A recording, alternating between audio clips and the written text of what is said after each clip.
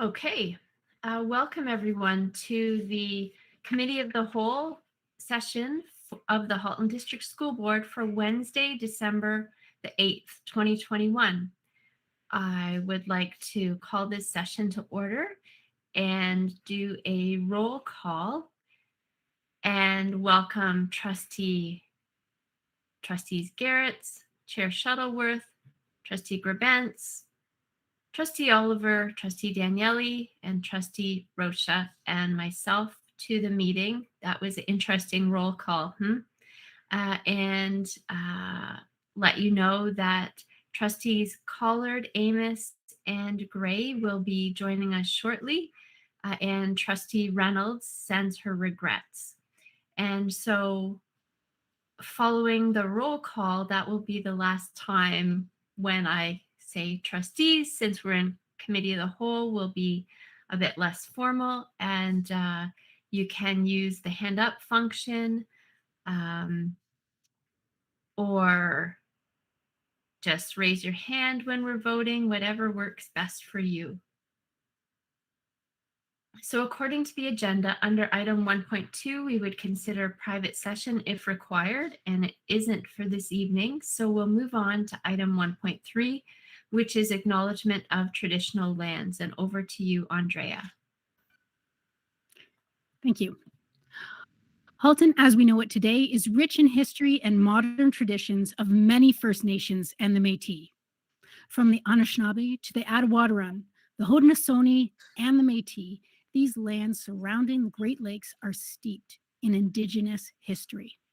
As we gather today on these treaty lands, we have the responsibility to honor and respect the four directions: land, waters, plants, animals, ancestors that walk before us, and all the wonderful elements of creation that exist.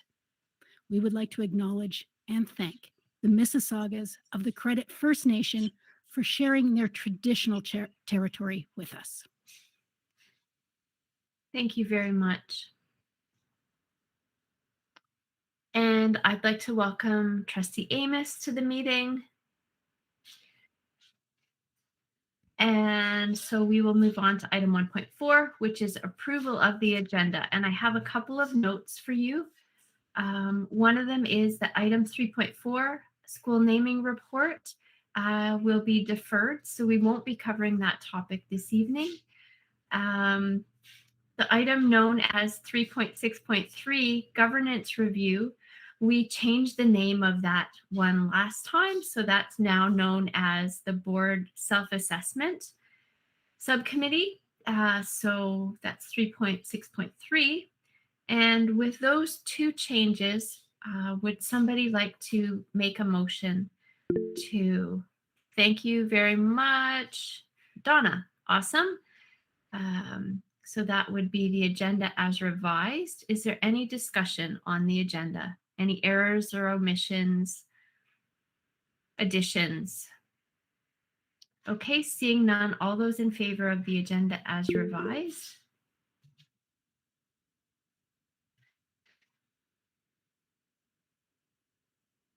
Okay, that carries unanimously. Thanks very much.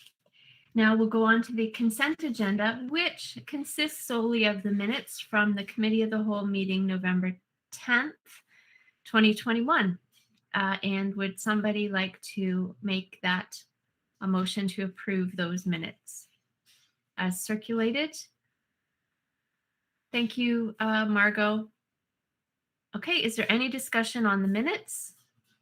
Okay, I'd like to welcome Trustee Collard, Amy to the meeting. My apologies for being late. No worries. It's all good. Thanks for being here now. And so we're on the minutes, item 2.1. Amy, did you have any? I just want to let you know that they're revised. No, they're not revised. We're receiving them as circulated. Do you have any comments on those or anything? No, they're good. Okay, so all those in favor then?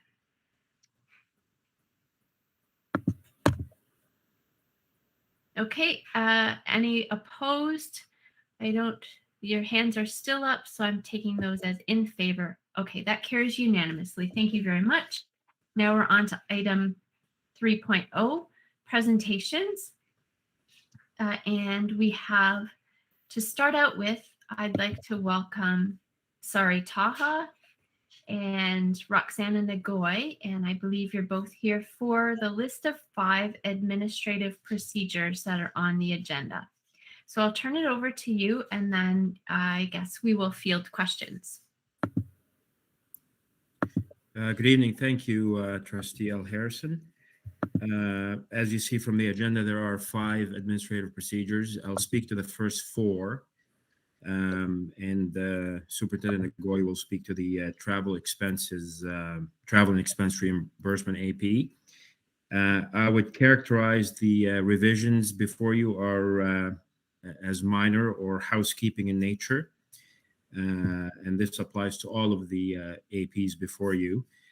Quickly, in terms of what they are, if you happen not to be familiar with these administrative procedures, the first one, working alone, is an administrative procedure that sets out best practice in terms of for our employees in terms of what they need to do to work safely when they're engaging in work that is done when they are alone in the building, in particular our custodial and maintenance staff. It also outlines work that is prohibited in accordance to Occupational Health and Safety Act to be done alone. The second AP is our procedure that sets out how we staff our schools in relation to our secretarial staff, so the secretarial allocations for both panels. The third AP is an AP that sets out the procedure with which the non-union management and support staff jobs are evaluated for the purpose of internal equity and pay equity. So if a particular position has new or additional requirements in terms of skills, experiences, or education or responsibilities, and the employee feels that their job needs to be reevaluated, that's the mechanism with which they go about doing so. And lastly, the violence prevention in the workplace is an AP that sets out how we respond to violence in the workplace, be it student violence, staff violence, or student-on-student violence, or staff-on-staff violence, and how we report these incidents as set out in the Education Act, and the Occupational Health and Safety Act. So those are the APs from the HR perspective. I would like to point your attention to the working alone AP, and I believe Superintendent Gadot is with me. This is an AP that, as I pointed out, that applies mostly for our maintenance and custodial staff.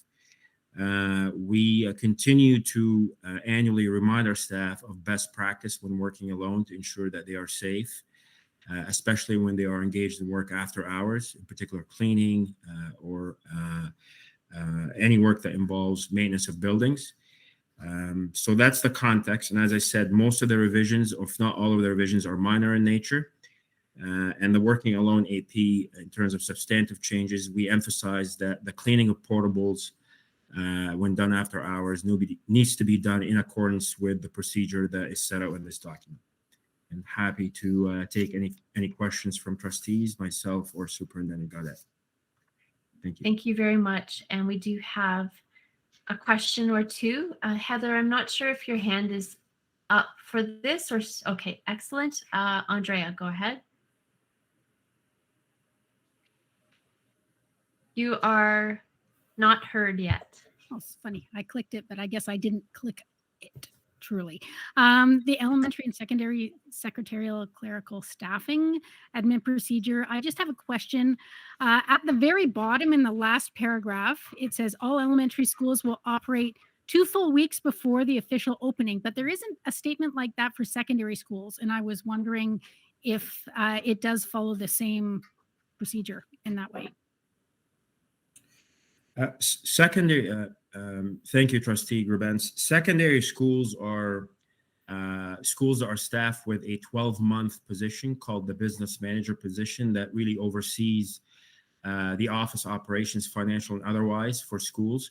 So in secondary schools, we don't have that disclaimer, even though the principal, the superintendent, and the business manager, at their discretion, if the school operations require it, can be present in the last 2 weeks of school, and usually they are, but they're a bit of a different operation than elementary by virtue of that position. That's a 12-month position.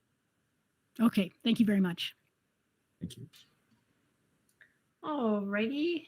Are there any other questions on? Nope. Okay, so we can. Thank you, and thanks for providing those and the opportunity to ask questions. So now I believe we're on to the travel and expense reimbursement one. Go ahead. Thank you, Vice Chair.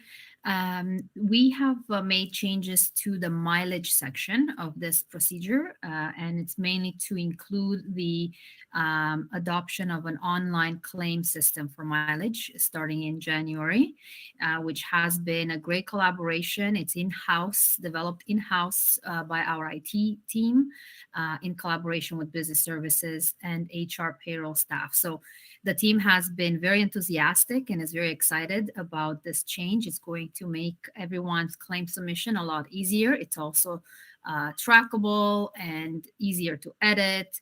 And you don't have to continue to do those Excel spreadsheets going forward. So starting with January, we're going to roll out this new application, and we've made the necessary changes just to reflect the change in process throughout the AP. Other than that, there were no other changes required at this time, and the review date has been changed to 2024. We will, however, keep an eye to see if there's any changes to the meal allowances from the OPS standards, for example. If anything changes in between, of course, we will reflect those and we'll bring it back as a revision. Otherwise, the next scheduled review date is 2024. And if trustees would like some training when the new system is available, we'd be happy to accommodate that as well. Thank you.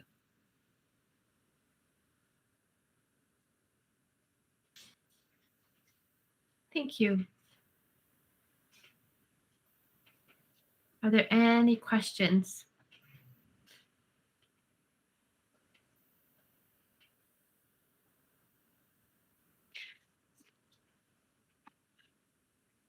It's very quiet, so I don't see any at this time. So thank you very much for bringing that here.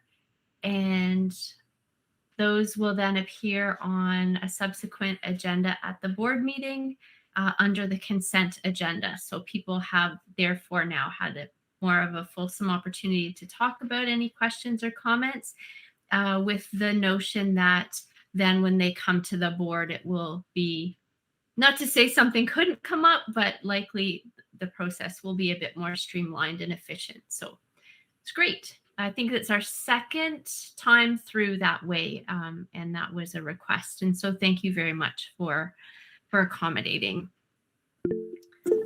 Go ahead, Joanna. Go ahead, Joanna.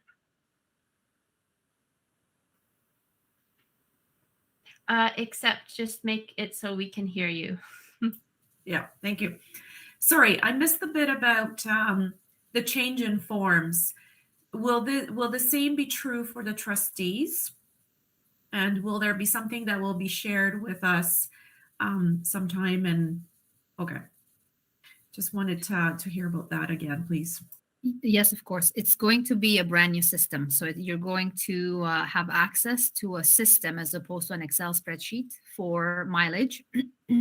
And it's already embedded with all the distances between our board locations. You will be required to add other non-board locations, including home, and it will keep track. It uses Google Maps to determine the distance between any location. So as soon as you add the location, say you add your home address and you're traveling from home to one of our schools, all you do is select the two locations, the distance, everything else gets calculated by the system. So everything is automated. It is linked from the employee to the supervisor for approval. There's audit limits and checks that are in place. So we will have various reports.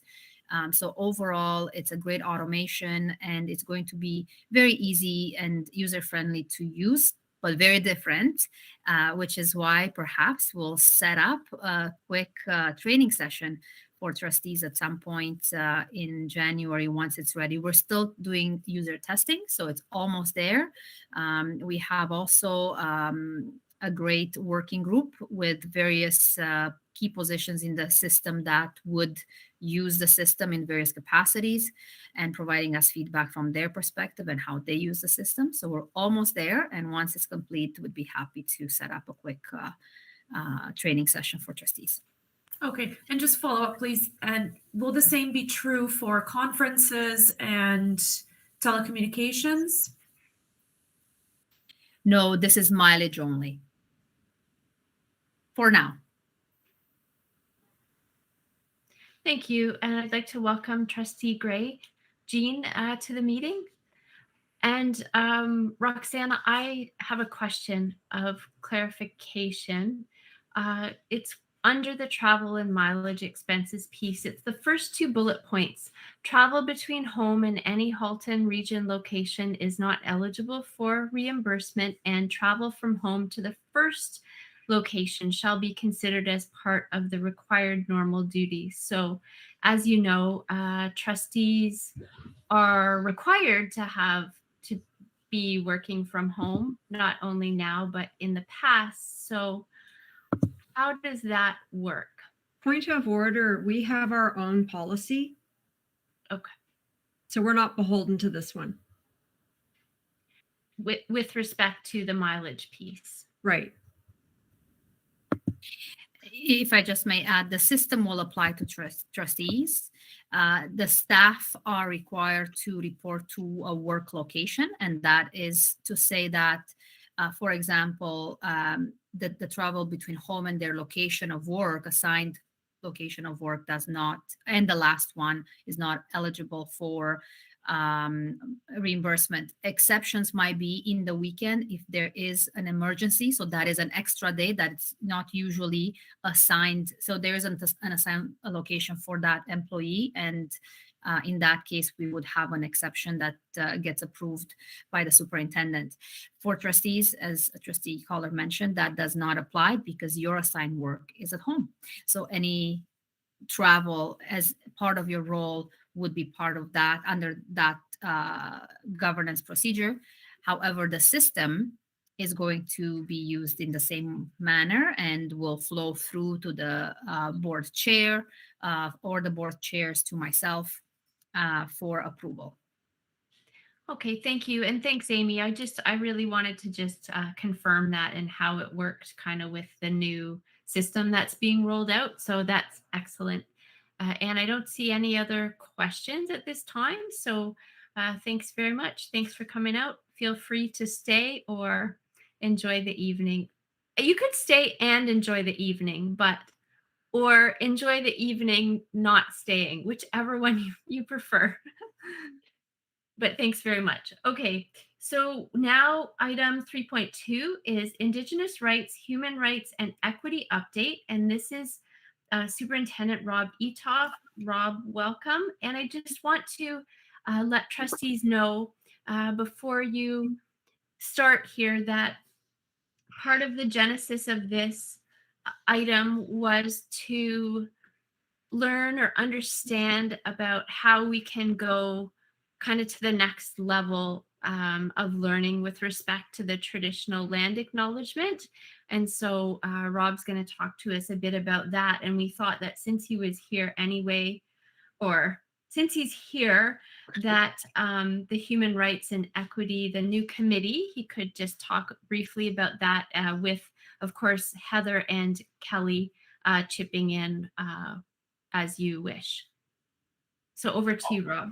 Awesome. That's great. Thanks very much for having me.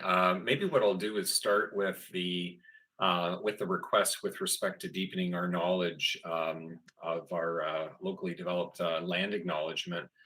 I remembered some years ago, and actually I did a little research today and went back in my email and found out that I think it was March 28th, 2018, that actually had a committee of the whole up in the Milton Learning Center. Some of you may remember Steve Paquette, our Indigenous Knowledge Guide, and Tammy Hardwick, our Indigenous lead for the board.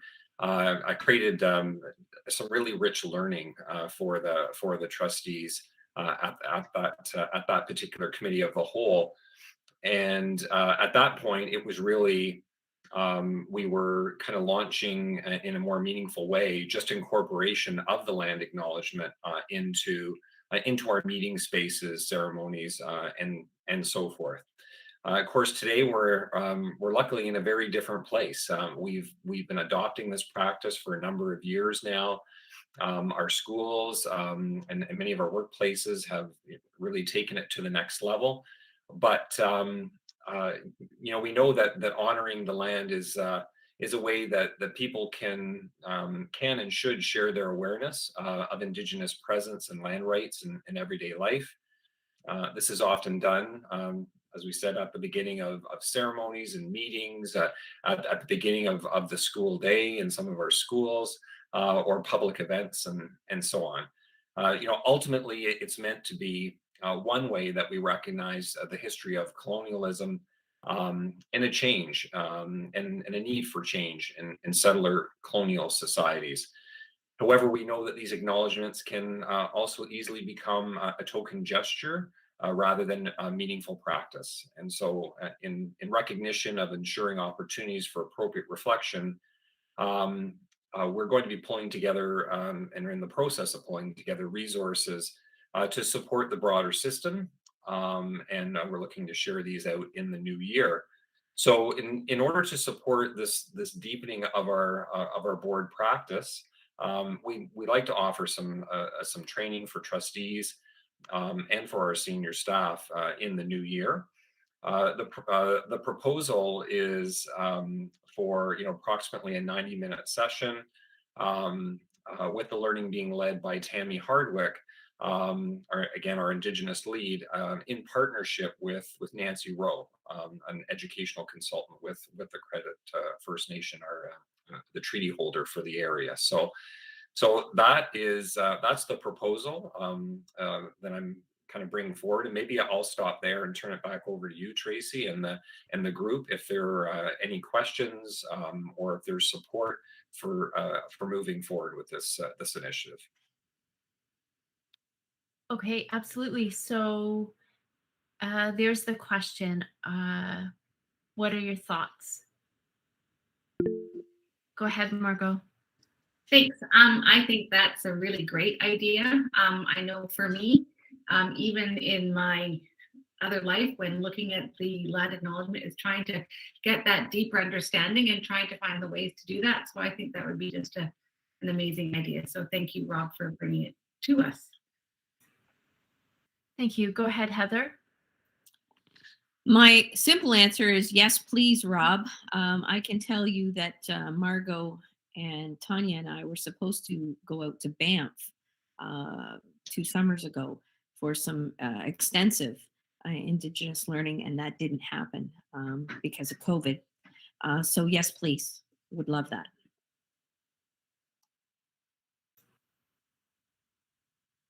And the really great benefit here too is that it's contextualized to and with the local treaty and First Nations. So that's pretty great too.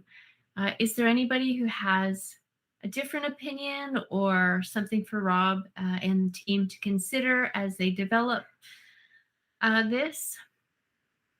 My only thought there is just in terms of context and what we can do at a board meeting or at a committee meeting, recognizing kind of the business of the board and yet the priority and the multi-year plan around this and other truth and reconciliation pieces. So it sounds like there is a yes by consensus here. So we'll look forward to hearing. And we do have some other scheduling considerations. We have a couple of learning pieces that are coming forward through the PD, Professional Development Committee as well. So we look forward to hopefully having input into when that may happen? 100%, absolutely. So we can take that piece offline and find a convenient time for all, for sure. So thanks for your support for that. I think it'll be a tremendous piece of learning. Nancy Rowe has she does do a lot of work with my team, and certainly a lot of work with our staff across the board. She also sits in our Human Rights and Equity Advisory Committee, and is extremely knowledgeable, obviously, of the local and broader Ontario context. So I think it'll be really beneficial for all. I put my hand up. May I be recognized just for a sec? And that is just to ask the question whether we're also going to talk about in that session about engagement with the First Nation and when it's appropriate to request input into things. Like letters, for example, is the first one that comes to mind, and just really to honor what those wishes are in our practices going forward. And I don't know if that's a separate thing or whether it's possible to talk about that together, because I would imagine that the senior team may have kind of similar things to consider. Yeah, we've certainly, thank you for the question regarding engagement and consultation. We've obviously had lots of conversations, I know, amongst ourselves in terms of, how much before it's too onerous, what's expected. So we will do our best to try and integrate it. I will, however, take the lead from our treaty holder on that piece, and in terms of whether it's something that there's a logical connection, or whether it's something that maybe should be dealt with separately. But either or, we will speak to it. Thank Okay. you. That's great. So what I will do is I'll maybe move along to a bit of an update with the Human Rights and Equity Advisory Committee. And I was going to share my screen, but I can't share my screen. So that's okay. No worries. I was just going to share a list of the members of our Human Rights and Equity Advisory Committee. I can, what I'll do is maybe post that in the comment box. Is that appropriate afterwards, Tracy? You can, if it's something you were going to share and that the members are okay with having their names shared, then I think that works. And is there a permission, Gail, that could allow Rob to share his screen? Because I don't think I can give it. I'm unaware, Tracy, but let me look into it. Okay, thank you. It's I'll share their names. It's not a massive group, but and what I'll do is I'll start off, and then I want to then turn it over to Trustee Amos and Trustee Garrett's, because they've been a part of all of our meetings thus far. But by way of I guess a quick overview and an update, you may remember us working together in Committee of the Whole almost a year ago, and just under. Where we were speaking to the evolving group, our Human Rights and Equity Advisory Committee. And the mandate of the committee was and is to provide direction and guidance on the strategic actions related to Indigenous rights, human rights, and equity throughout the board. Some of which, of course, grounded in the way forward, and certainly in our multi-year plan. And in providing this guidance and direction on strategic actions, the committee, we know, may refer matters to internal operating committees and board structures, and similarly may receive matters for consideration for either internal or community-based stakeholders. I just have to say, we had tremendous interest in the committee. I think we had, I think it was close to 100 applications. You may remember there's some staff positions on there, one teaching and one non-teaching staff member, but the majority of the committee are community stakeholders. And they are Kimberly Cato, Kingsley Abeku, Steve Levesque, Irasima Rosa, Kezia Royer, Jessica Skinner, Melissa Tellez, and Tabassum Wine. And the co-chairs serving along with me are, we were thinking about one co-chair to share the responsibility with me, but the group, for lots of really good reasons, felt strongly of having two. And so the one co-chair is Tabassum Wine. She is not only a community member from Milton and a parent, but is also president of the Muslim Advisory Council of Canada. And the other co-chair is Kimberly Cato. I had a long-standing relationship with Kimberly through our involvement through the Halton Hate Crime Coalition.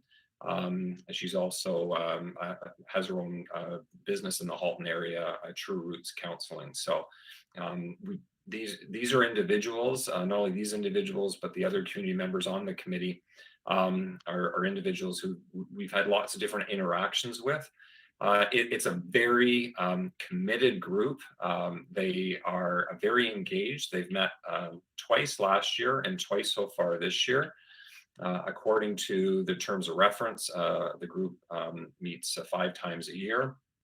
And really to date, it's been around building a strong community space within that committee. And I think we've really achieved that goal thus far. They're very supportive of one another and of the board for that matter. And there's been a particular focus on the Human Rights and Equity Advisory Plan for obvious reasons, given that they certainly have some really important insights to make, and will be an ongoing piece for them in terms of centering their work of that particular committee. So with that, maybe I'll turn it over to Kelly and Heather for some of their insights thus far. I can go first if you want. What a dynamic group of individuals that sit on that committee. They are unbelievable. Their lived experiences, and they're willing to share. And in a committee where we are trying very hard to make sure that they feel safe. That's really right from the get-go is really important, because there are staff members that are sitting on there that were at first a little hesitant to speak out, and we all just jumped in and said, no, this is a safe place. It's okay. Speak your mind and share what you know. The work is coming along. The first few meetings I mentioned to the trustees before were slow. We're just getting to know one another. The last meeting that we had, we were really looking and delving into the way forward, and there was some great communication and some really great feedback. So I'm proud to sit on that committee and work with the people that are on the committee. They're phenomenal. Kelly, do you have something you want to add? I think you've covered a lot of it, but it's just such a dynamic group, and the perspectives that they're all bringing are all about making it better for the whole community.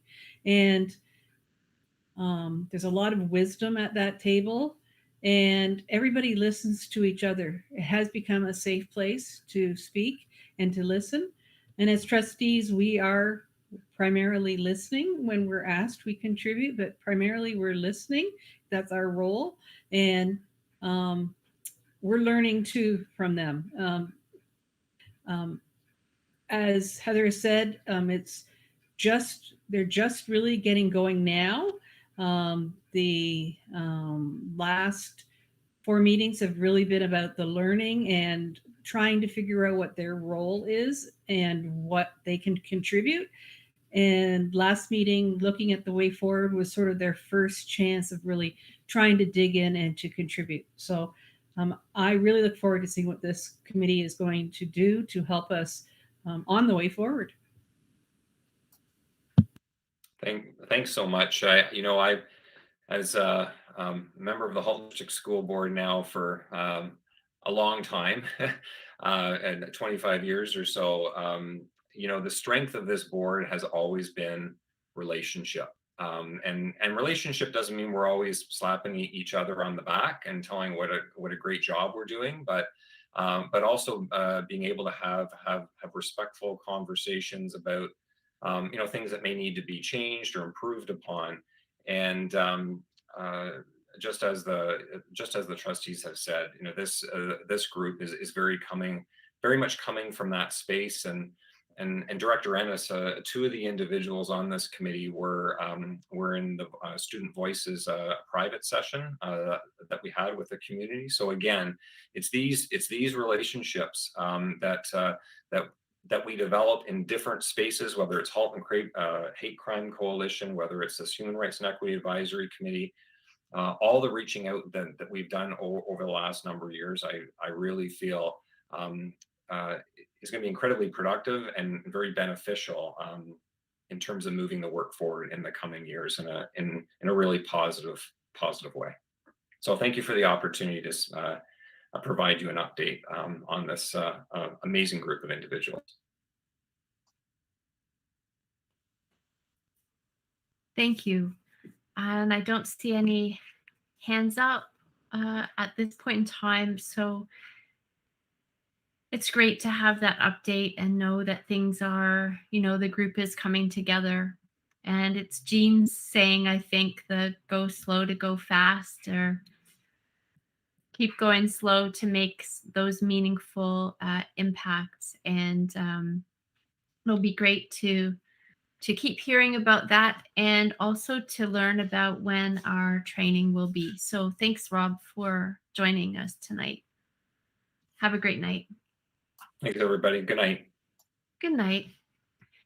And okay, everybody. So that takes us to item 3.3, which is really the bulk of our agenda. And we're doing great on time. We have about 75 minutes set aside, should we need it, to do the striking committee piece. And so I can do. Do you want me to share my screen? Oh, sure. Yeah, that's great. Talk to it. Oh, sure. Yep, I could do that. Yep. Perfect. I'm happy to not share my screen. Okay. So you'll recall that previously that form was circulated to everybody with the list of the all of the committee opportunities that are there for this year coming up. And you were asked to send in, I think it was at least 2 selections, and everybody participated and did that, and that's great. The other thing that was circulated was the description of all of those committees. And there was one of them that we need to talk about and land in a spot before we actually assign people to that committee. So, and that's PIC. And so I wonder if we want to have that discussion first, the PIC discussion, and come to a landing, and then move forward. And please note that the results here it's a conversation starter, or maybe more than a conversation starter, but it's not to say that, minds couldn't have been changed, or when you hear and see everybody's selections in totality that you wouldn't want to step back, or however it may go. It's a discussion, and at the end of the day, after 75 minutes, we will have assignments for all of these committees, and then Margot and I will write that report that goes forward to the board for approval. So with respect to PIC, there has been some discussion on whether it's 3 or whether it's 1. And according to it's an OREG, I believe, it mentions the number 1, shall appoint one. It doesn't say at least 1. It doesn't say, but may appoint more. But you have to have at least 1. In the past, we had geographic representation, and then we went to 3, I believe. And there's been some questions and discussion with staff about whether it's 1 or whether it's 2 or whether it's 3. So I wonder maybe if Tanya and if you're comfortable and Curtis might want to give some kind of perspectives on those, because Tanya's on it this year, I believe, as well. Yeah. And Kelly, I think, also may have a perspective. So And Jean. They're the 3 pick reps this year. okay. Yeah, go ahead. And Jean, yeah. Who wants to start? Would Curtis like to start? We'll hear his perspective, and then I can share a conversation that I had with Eamon. And Kelly also just put her hand up as well to speak as well. Thank you so much. Thanks, Tracy. Thanks, Tanya. So definitely, we know that the regulation said I shall appoint 1, and when we see that language often in regulations, shall, it means that there's a firmness to that. So but we were not inflexible as a team. We were open to the possibility of more than 1, which is why we suggested that perhaps we could have 1 and an alternate. And I understand that many trustees might be interested in this particular subcommittee, but we also recognize that the representation on this committee is for parents of the board. All right, so and I understand that there may be some nuance that others may want to place on that particular piece around the regions in the board, but it's a representation of parents in the board. So that was sort of our perspective on it. Happy to hear any thoughts. Okay, so go ahead, Tanya, and then Kelly and Jean, if you want to jump in as well after, go ahead. There. Okay, thank you. So Curtis, thanks so much for clarifying. It is a geographical representation of parents, which is what PIC's all about. I did speak with Eamon because he is the superintendent that oversees PIC. He doesn't have a preference as to how many trustees there are in the committee. He's fine with 3, but he wants, if there are more than 1 trustees, he does want 1 trustee to be like the designated trustee. So that means in case he has a question or needs to run something by someone, he wants to have a go-to trustee. He doesn't want to have to try to track down 3 different trustees. So that was his request that he did ask me to share with sharing the document and share tonight. The other thing to keep in mind is there are some rules at PIC meetings. So if there's if that comes to do with attendance. So we can't have more staff than parents on the committee at any meeting. So if by having more than 1 trustee, there's a chance that there will be more staff than parents at a meeting. So if we ever come to a scenario where there are more staff than parents, and it's because we're a little heavy on the trustee side, then we would have to drop off the meeting, drop off the call, except for the designated trustee. So I hope that makes sense. May I speak to that? Yep. Trustees are not staff. We're elected officials. We are not staff. Thank you. David, I'm imagining this is on the same thread. Yeah, thanks, Tracy. I just wanted to give folks a little bit of perspective from John Pennyfather, who had the portfolio last year. And I know John had really done a fair bit of work trying to clean up some pieces because PIC wasn't really functioning, I guess, in line with the regulation. And one of John's things, because I know he was one who was suggesting that there be one trustee, and I think trustees will appreciate that when they're at meetings with parents, you carry a lot of influence, and it may in fact impact the conversation that happens at those meetings. And so back to Curtis's comment around it is, around parents and parent representation.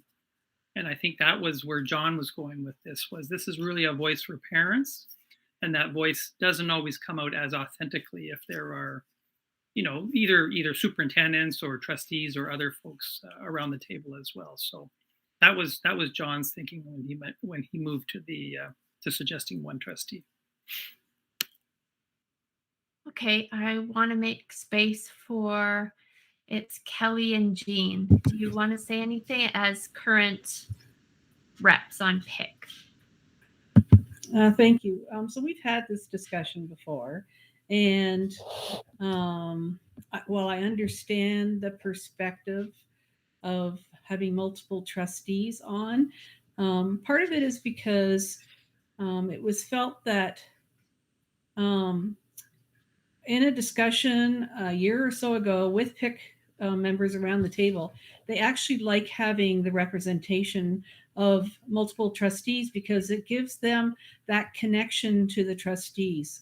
And they felt that while it's not always totally geographical, it's enough that the trustees are giving them a connection and through them back to the community. So they're feeling that their voices are being heard more because there were multiple trustees at the table. The reason it was also felt that it was good because there's not always 3 trustees in attendance. Sometimes it's only 1, sometimes it's 2, because of other commitments that the trustees do have. It was thought that this was sort of similar to SEAC, which has multiple trustees on it. While it's not designated that way in the Act, it does give a direct interaction with that parent community. And it's a great way for us to get that feedback from parents. So if we bring up something at the table, at the PIC meeting that we are requesting feedback on, it gives us that opportunity. I'm in agreement with Amy. We are not staff, but I also believe that if they feel that the numbers are outweighing the number of parents, it's a reasonable request to ask that maybe only 1 or 2 trustees stay. I mean, I don't have a problem with that, but I mean, I have been on PIC since it was founded, and I have never found that there's been a problem with having multiple representation from trustees. In fact, parents actually appreciate it. So that's my perspective. Thank you. So Kelly, I just want to clarify, did I hear you say in there that this notion of the lead or the designated and the additional people that sat okay? I just want to clarify, not that that's where we'll land. Well, I guess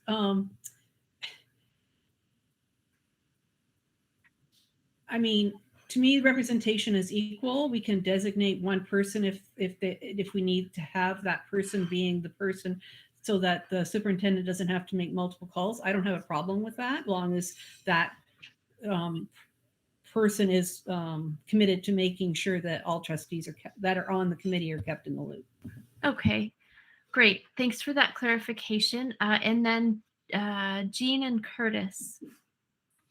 Thank you very much. I couldn't really echo better the sentiments that have just been expressed by Kelly. I don't have that historical perspective, but I don't disagree with anything that she said. So I would just sort of piggyback her comments. Thank you. Okay, and Curtis, go ahead.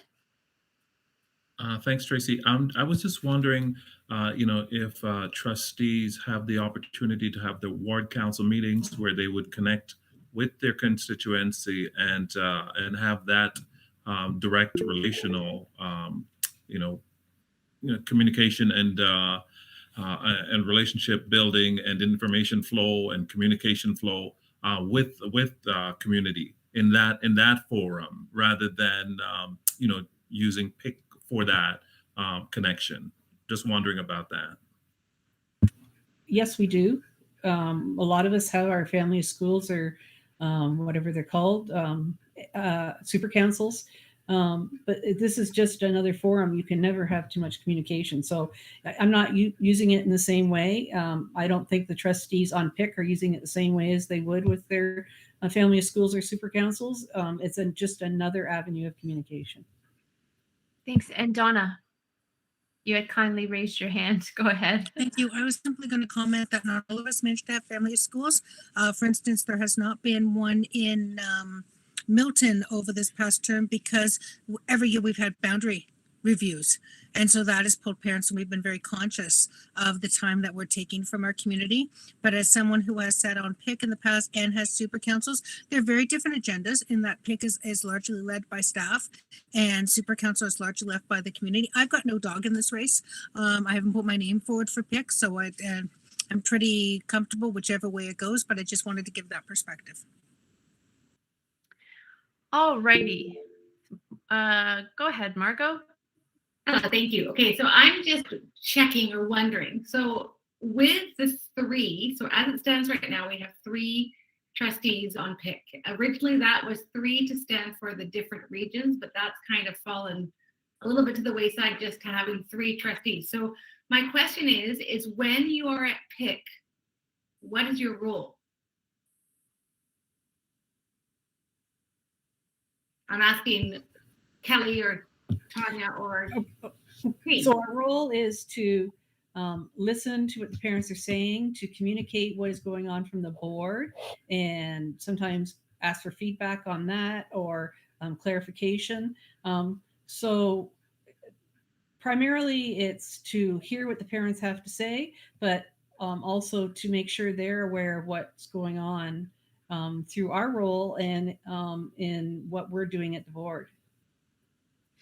And I think in the past, when there's been a PIC conference, I think the trustees have played a very large role in helping to promote and communicate the activities of the PIC Council. But communication and being that conduit to the board has been very important. And every meeting we are on the agenda to give a report from the board table. Jean, where would you like to land given that all of the various inputs? And then Donna. If I could land anywhere, it would be to stay the way we've been with 3. I think it's very, very important. Okay. I understand, though, Eamon's thoughts on being able to communicate perhaps with only one key individual, but I like the idea of having 3. Okay, Donna, go ahead. Thank you. I was just going to comment that part of the role as well is, as with any committee, bringing the work of that committee back to the Board of Trustees in a report of some kind so that us as a Board of Trustees know what's going on. And that is easier, as Kelly said, sometimes you have commitments not all 3 are able to make. It's a little bit easier when you have more than one trustee on a committee. Okay, so nobody is clamoring at this point. Let's see if we can tie this up. And so this is one of the committees where, so it is, as per an OREG, it is a mandated committee and there are rules wrapped around it. Based on those kind of the strict interpretation, staff have come back with the request for one. And we're kind of doing a bit of a drawing on the history and the practice. And Tanya has indicated that, firstly, let me say that Curtis has indicated that one and an alternative would be fine. And there's another perspective that one designated person as the kind of the point person would be an efficient way for staff to reach out, and then that those other two would also be attending, and everybody can cover each other off, kind of thing. That way there's always a trustee or a couple trustees there, and who can pitch in on that promotion and stuff, hopefully when the next conference comes around. So I have heard the trustees who are on PIC this year. Actually, Tanya, what's your thinking? You've been at this a couple of years as well. I flip flop. Yeah, sure. It's nice. The more the merrier. But at the same time, if we're looking at the OREG, it's one person. I mean, do we need three? I don't think we need three. Is it nice to have three? Yes, it is. So are you going to get a straight answer from me? Absolutely not. So I can argue everything. OREG says one person it shall be. You know, do we need to have three people there? No, we don't. Is it nice? Yes. If there are more than one trustee, do we need a dedicated person? Per Eamon, yes, we do. So you put me on whatever part of the spectrum and I will argue that point. Well, hey, that's not super helpful in this. No, not at all. I am not being helpful. I see it from many different perspectives. So fair enough. Yeah, fair enough. And honesty is important. Yes. Right on. Okay, Curtis, you're up, and maybe you have the magic solution, or Joanna, who's after you. Not sure if I have the magic solution, Tracy, but I would say one designate, and I could live with the other two trustees supporting the one person as well. So there you have your three. Yeah. Okay. I think that's a compromise. Okay. And thank you so much. And Joanna, it's it. Yeah, I just had a thought around this, having been a PIC member in the past, or PIC rep on PIC, whatever, in the past, and attended the regional, the group meetings. And I'm wondering if what trustees are looking for is maybe that kind of a broader connection and being able to hear not just from their own family of schools, but from their own municipality and in fact, the entire region. And so perhaps that could be addressed by the agenda that's set for those meetings where all the PIC reps come together and all the trustees are invited. Perhaps that can be set to allow for some information sharing, or I don't know, something that can kind of broaden trustees' awareness of what some other jurisdictions are dealing with, or what some of the issues are that they may not be aware of, that sort of thing. Just a thought. Okay, thank you. And whoever the PIC people end up being can bring that forward in terms of their liaising with Eamon and agenda setting for those sessions. And I think the next one's coming up quite soon, actually, if I'm not mistaken. That regional one where all trustees have been invited. Yeah, Tanya? That's tomorrow evening. Yes, that is quite soon. So, okay. So I've heard that the main designate and two kind of supporting yet involved trustees is amenable. And so then my next question is, if we look here, firstly, so consensus means that we don't all have to agree 100%. It just means that nobody's going to kind of block this from moving ahead as it's proposed. And so I'm just going to check that we have consensus. Okay, and it looks like we do. So then if we go with, Tanya? Sorry, I said something earlier. and I misspoke, and I know Amy caught it, and I said the word staff, and that was the wrong word to use. With a PIC meeting, the majority of attendees must be parents. So regardless of you being a trustee or a principal, or it's either parents or non-parents, and the majority of those in attendance must be parents. So I just wanted to clarify that. I said staff and I shouldn't have said that word. Okay, thank you. And that makes a lot of sense. And as much as I don't want to ask this question, I think that we need some, just to be clear here, if we're going down this road of one lead trustee and two supporting,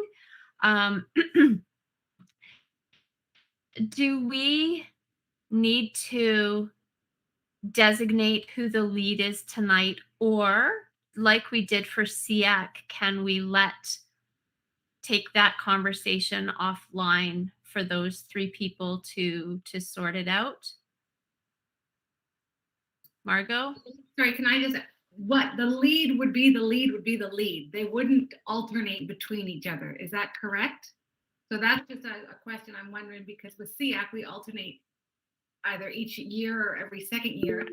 But with PIC, we would have one lead that would be the lead for the year unless they are unable to go. Is that correct? Or would they all have options of being leads? Go ahead, Amy. So we also get into the dicey bit about claiming this on attendance. Only the member can claim. The alternates cannot claim even if they attend. And that needs to be understood by all, because it's the same with SEAC and any other of those committees for which we can receive the attendance amount. And I just want to make sure that everyone's clear on that before we proceed.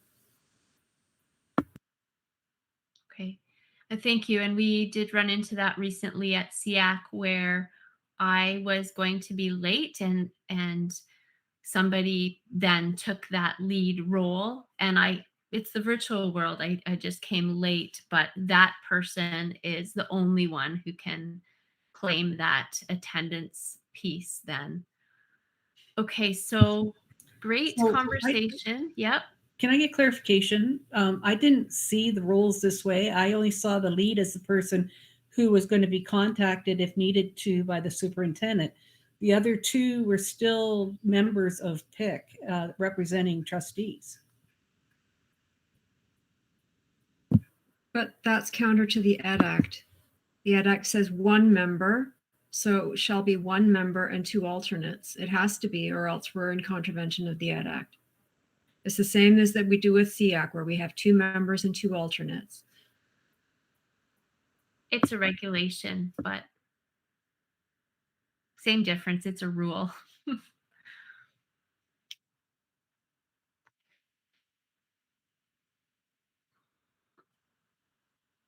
Okay, so it is uncomfortable, and we're tackling this one first, and then the rest is going to be a cakewalk.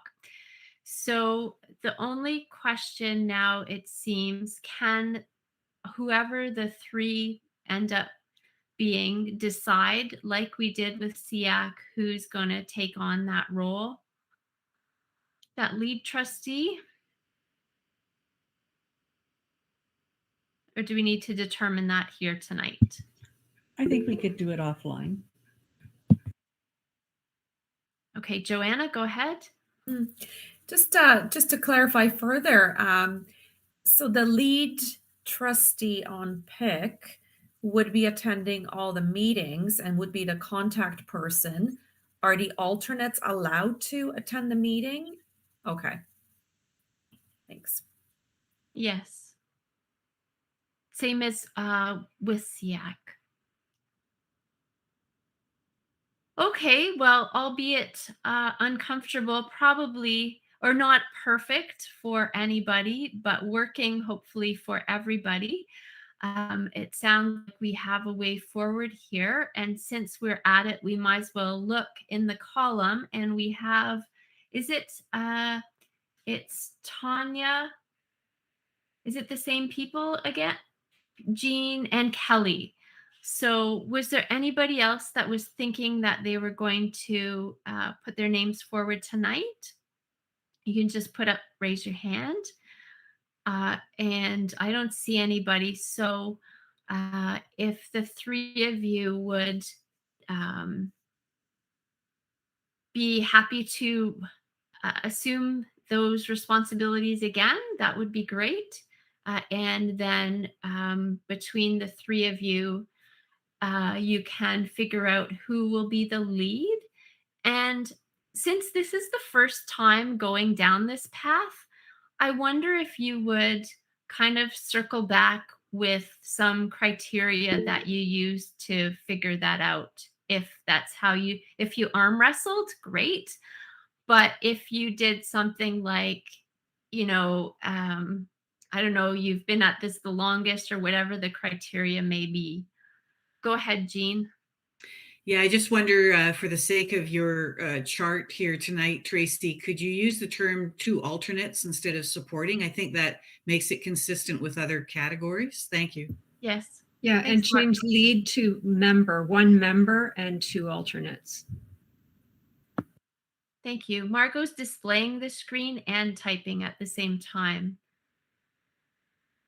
Okay, awesome. So that may be our most challenging one, and we tackled it to start. Okay, so if we can go back then to the first column.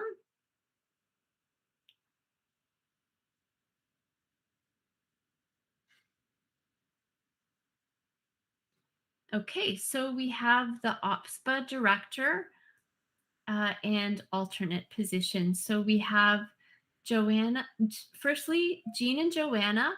Jean was the director and Joanna was the alternate this past year. So thank you very much for that, for serving in that way. And we have Joanna, Jean, and Andrea who are on here now.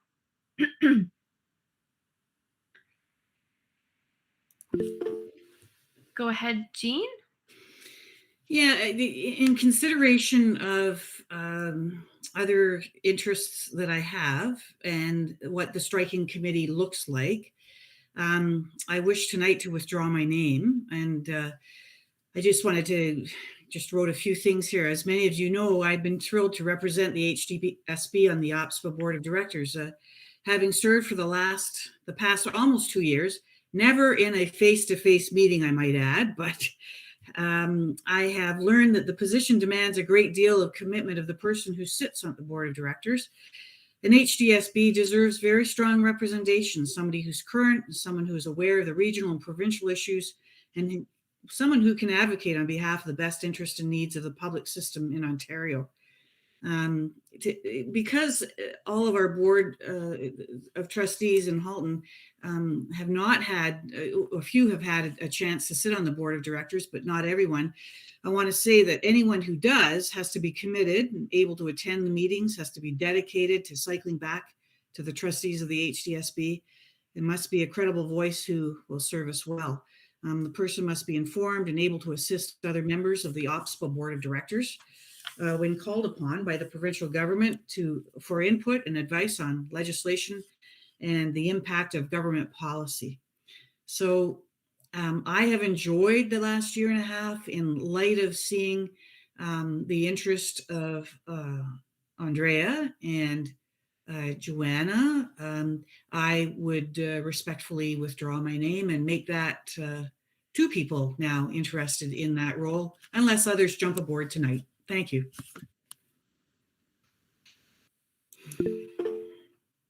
Oh. Okay, thank you. And again, thank you very much for, fulfilling that role consistently and so fulsomely and sharing back information with trustees. Joanna. Okay, thank you very much, and thanks, Jean. I echo your remarks, and I wish my hand went up first because seeing that Andrea is interested as an alternate, I would be okay to, I'm totally fine to take my name off the list so that, you can continue in whatever capacity you wish along with Andrea. Well, there's an interesting turn of events. So, Andrea, this is a position that you are interested in. Confirming your yes? Okay, Yes. good. And you are interested in being the director, is that correct? Yes, I believe that I can represent the board well at the provincial level. Okay, so now, Jean Gray, would you be willing then to jump back in as alternate? Or what are your thoughts? First of all, Joanna, thank you very much for that. Both of us serving this year and then both of us being willing to step back. That's amazing. But I really do have a continuing passion for the role, but I'm very delighted to know that Andrea also has an interest in that. And yes, I would be happy to serve as the alternate. Absolutely. Okay. Well, that's great. Thank you very much. And see, so that pick one that one was our hardest one. The next one, I have a feeling is going to work out fine. This is DPR, Director's Performance Review, and Margot is interested. And nobody else has yet stuck up their hand for that one. So that would be Margot and the previous chair, which was Andrea, in a supporting role. Is that correct? No, so I think how it went, Tracy, is that this past year it was Andrea and I, because Andrea led it, and Andrea, you can help me, led it 2 years ago. So I was somewhat of a shadow. So now I kind of move up the scale and somebody comes to so it's that sort of training role. I'm pretty sure. Andrea, if I'm incorrect, can you let me know? Yes. So if you would like to, so it's interesting because we're looking at it, really, you're looking at it from the perspective of the fall, or going through the process. So the previous chair would be, I believe, the person that's the chair at the time. And then the chair of, I don't know, we co-chaired that. So it is a bit confusing and could be open to interpretation, and perhaps needs to be shored up a little bit. Yeah, so when Tracy and I were looking through it, we were trying to figure out the chair piece, but I seem to recall when we were looking at formulating how to do this, it was to bring new people in to have that experience. Amy. The tricky piece to that is that if you're going to have a lead and then mentoring somebody in the role, we have elections. And this could all fall apart very quickly if the person who was mentored one year isn't reelected the following year. So I'm not exactly sure that that's the best way to model it. It just becomes kind of awkward if people either don't run or aren't elected. But I think it's a great idea to have two people. Mm-hmm. I just don't think that that model of a lead and mentoring role and then cycle off in 2 years, I don't think that works in a dynamic where we have elected people. And I think it was a somewhat of a loose model, but it was just so because this past year, Andrea and I co-chaired. Yeah. Even she was seen as I'll say somewhat of the lead, more experienced person in this role. But it was more of a co-chairing position, but it was just that she had understanding and knowledge of the process, and I was not as familiar with it. So, And if nobody else expresses an interest, then you're on your own. Okay. Having said that, brought it into focus for us. Is there anybody else that would like to work with Margot on DPR? Andrea? I certainly will step in if nobody else would like to do that. That seems to be the case. So thank you very much for doing that. Excellent. That's great. And now we'll go to student trustee mentor. And we have Joanna and Leah, which is the number of trustees that are requested. So is there any other conversation on that? Anybody who was thinking about it or had questions?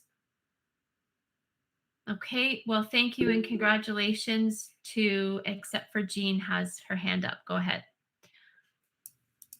Thank you very much, Tracy. I just wanted to say thank you to both Joanna and Leah for their work. Every year, I'm just blown away by the work that the student trustees group do, and it takes, I think, really strong mentorship by our trustees to help them along in their journey. And so, thank you very much. I know that it's been and on different occasions, I've had words with Leah, and I've learned of many, many hours being spent in that role. And she has a great passion for it and likes doing it. So thank you again very much for taking on that role, both you and Joanna. Thank you.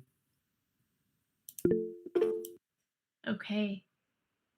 Excellent. And so if we go to the Inspire Awards coordinators, I put my hand up for that one, as did Andrea, and we are looking for 2. So Andrea, does your other volunteering here have any bearing? Are you still okay with that one? I'm all good. Okay. Okay, great. So we can move ahead then. To, I think the standing committees are next, and those are a max of up to 5, and that is just in respect of quorum rules. So with respect to governance standing committee, we have Tanya, Amy, and Donna, and those are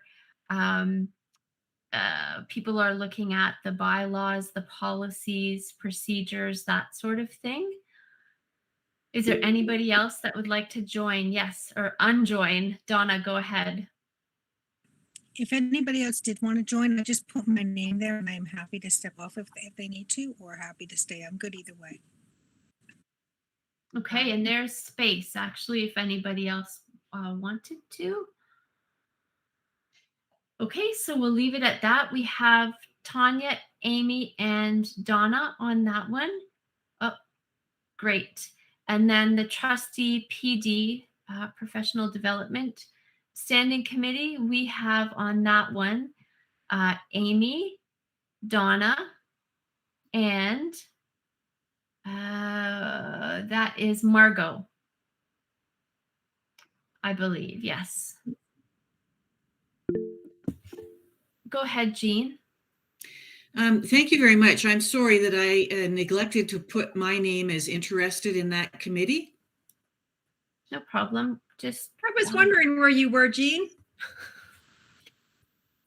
Thank you. I enjoy that committee, and I messed up. Sorry. Here, look, we can fix it. There you are. Okay. So there's 4, and there is room technically for one other, but seeing no other hands, we'll leave it at that. So congratulations, and also thank you for all of the work that has been and is being done in support of trustees learning. Then we have the board self-assessment committee, and that's our annual governance review piece. And there are 3 people there. That's Donna, myself, and Andrea. And again, there's a maximum of 5, and one of our, and what's that one that's popping up there? Just added my name to that. Sorry. Okay, it's just in, could you move it up one line? Oh, yep. Awesome. Please. I meant please. And so there will be 4 then. And our first job on that standing committee will be to develop our operating framework, because this is kind of a newer thing, but it has been fulsome enough that we can create ourselves a set of rules. So anybody else? Okay, so that's the board self-assessment standing committee. Thank you. Here we go. Student discipline. So we need 3 trustees and all are an alternate.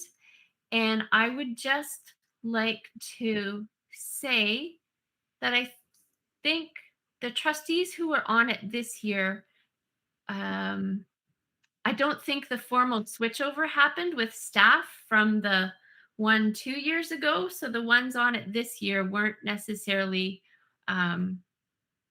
involved as planned. So Jean, go ahead. And you're on, we can't hear you. I'm sorry. I keep hitting that hand all the time here. Sorry. I'm happy to withdraw my name from this committee to let other people have a chance. Thank you.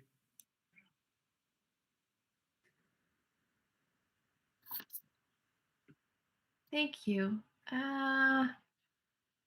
Where are you here? Okay, so 1, 2, 3, 4, 5. So we need 3 trustees and everybody else as an alternate. And we have Amy, Heather, Tracy, Andrea, and Kelly. And I believe the committee this year was Amy, Kelly, and Tracy, if I'm not mistaken. Yeah. Go ahead. I unfortunately was not able to participate at all this year because there were none in the beginning, and in the end I had to keep asking them to get other people because I was not able to. So. Okay, thank you. Andrea and then Heather. I can withdraw my name from this if it pleases everybody. Okay, hold 1 second, just so we don't have kind of a wholehearted withdrawal here. Okay, thanks, Andrea. And Heather, go ahead. I can withdraw my name as well, and if I'm ever needed, I can just be an alternate anyway. It's all good. Whatever works for everybody. Okay, and then that would leave the committee members from this past year that didn't kind of move into that role. So that sounds okay. Does that sound okay for everybody? Okay, awesome. Thanks, everybody. And we'll keep that in mind moving forward here. And you got it, Margot. Okay, so Sal, we also have 3. Heather, Tracy, Andrea, and I am happy to, I'll take my name off of that one. And Andrea, go ahead. I can take my name off of that one too. So. Heather, were you going to take your name off too? I could. I love that committee, but I can certainly take my name off if somebody else wants to. By all means, I've been sitting on it for 3 years and absolutely loved it. So, whatever works best for the group, it really is fine. Okay, so on that note, I'm going to withdraw my name. So if we can consider between Andrea and Heather, and I know Andrea has not sat on that committee before, and for Heather, I think it's your favorite committee. So what do you 2 want to do?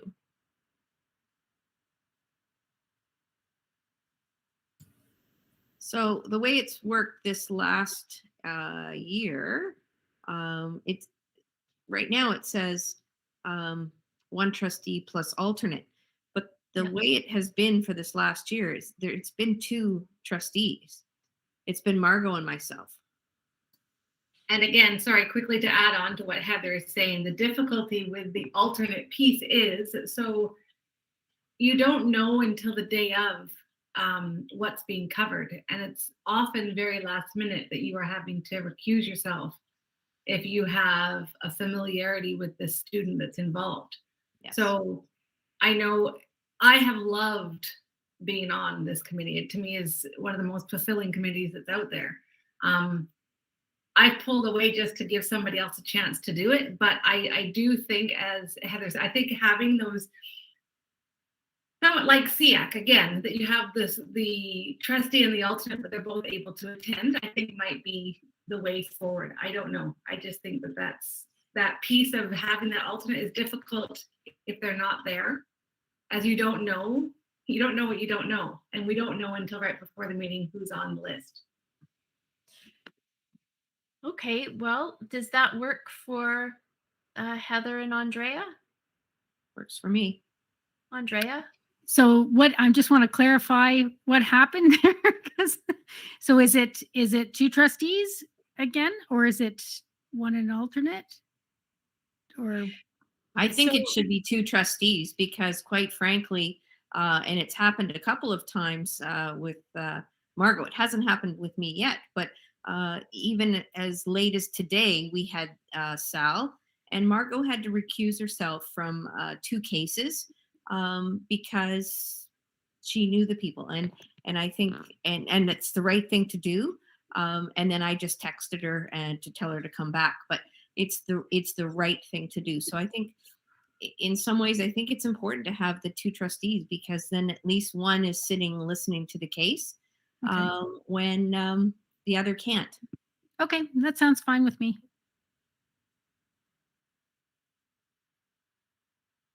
Okay. So it will be you 2. I just want to be mindful, though, that the staff request was for 1 and an alternative, and I feel like it's maybe working this way because we're in a virtual world, and this one may continue virtually. Who knows? But go ahead, Amy. Sorry. Yeah, I'm just wondering if there's any legislation around the number of trustees who can be members, because we've just discovered that there is regarding PIC. So perhaps we ought to look at that. And I mean, the alternate could probably still sit in. And then if they were needed to be the appointed member because the other one couldn't, then, that works as well. I just don't want us to be in contravention.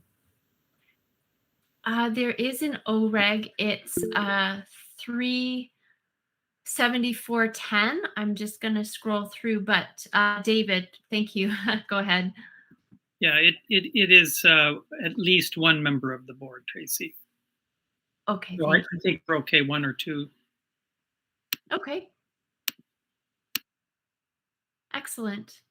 And yes, it is OREG 37410. Thank you, Internet Search Engines. Okay, so Tracy, do we need to change this wording, or are we leaving it as a trustee plus an alternate? I believe that wording comes from when we transposed it. We took exactly what that document from staff said. But as I'm looking to you, David and Curtis, after Tanya, just to confirm whether we can change that wording or whether it needs to stay 1 and alternative. Go ahead, Tanya. Yeah, sorry, I was trying to find my notes, but I think I confirmed that with Tina, and she did indicate 1 plus an alternate. So I'm just trying to find my notes from Tina as far as how many trustees could be on there. And I know the document, it does say whatever she said, but I'm trying to find the other notes behind it.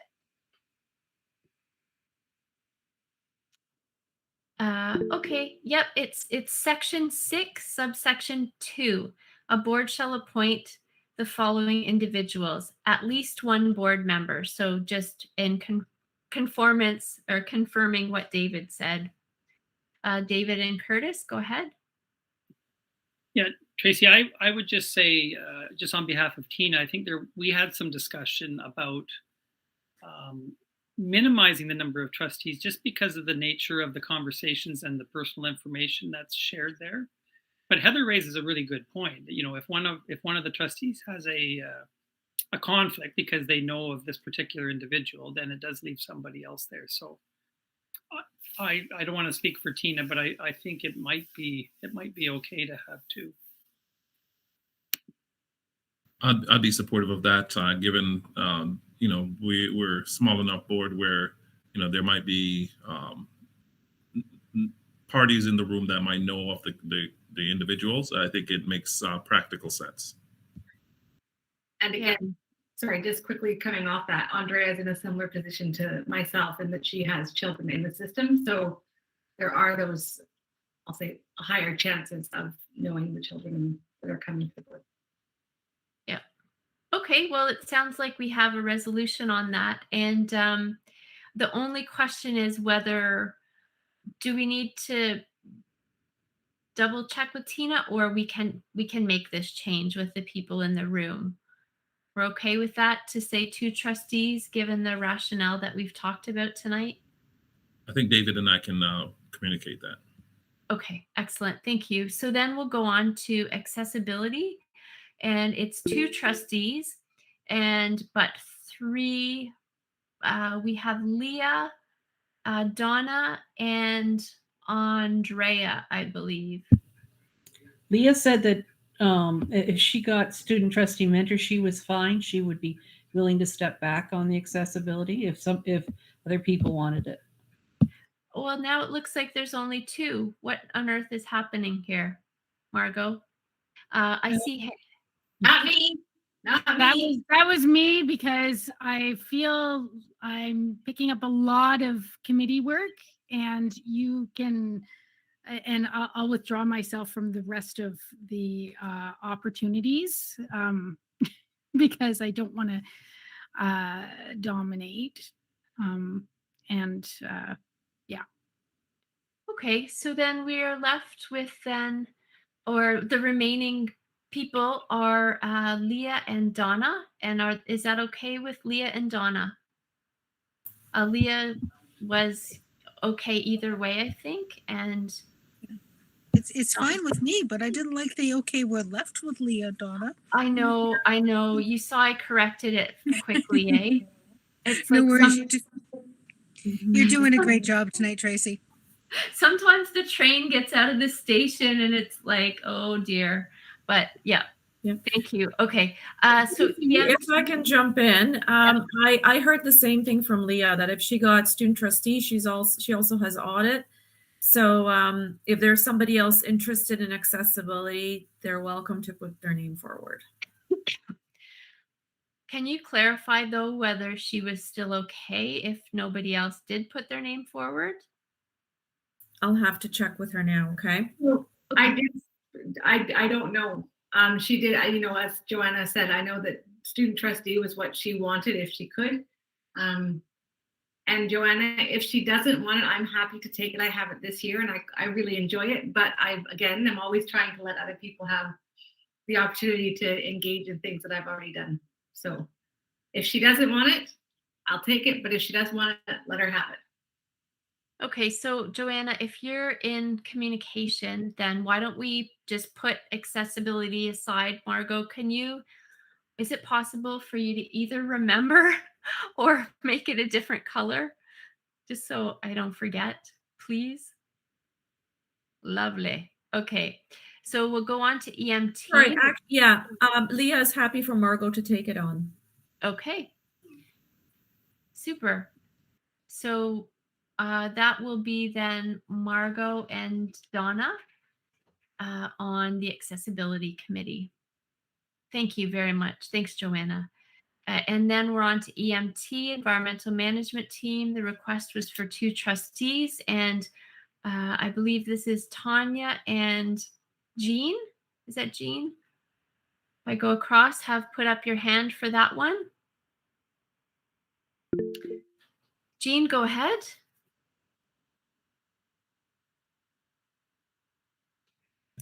Sorry, I put my name forward for this committee because I've never sat on it before. I have an interest in it.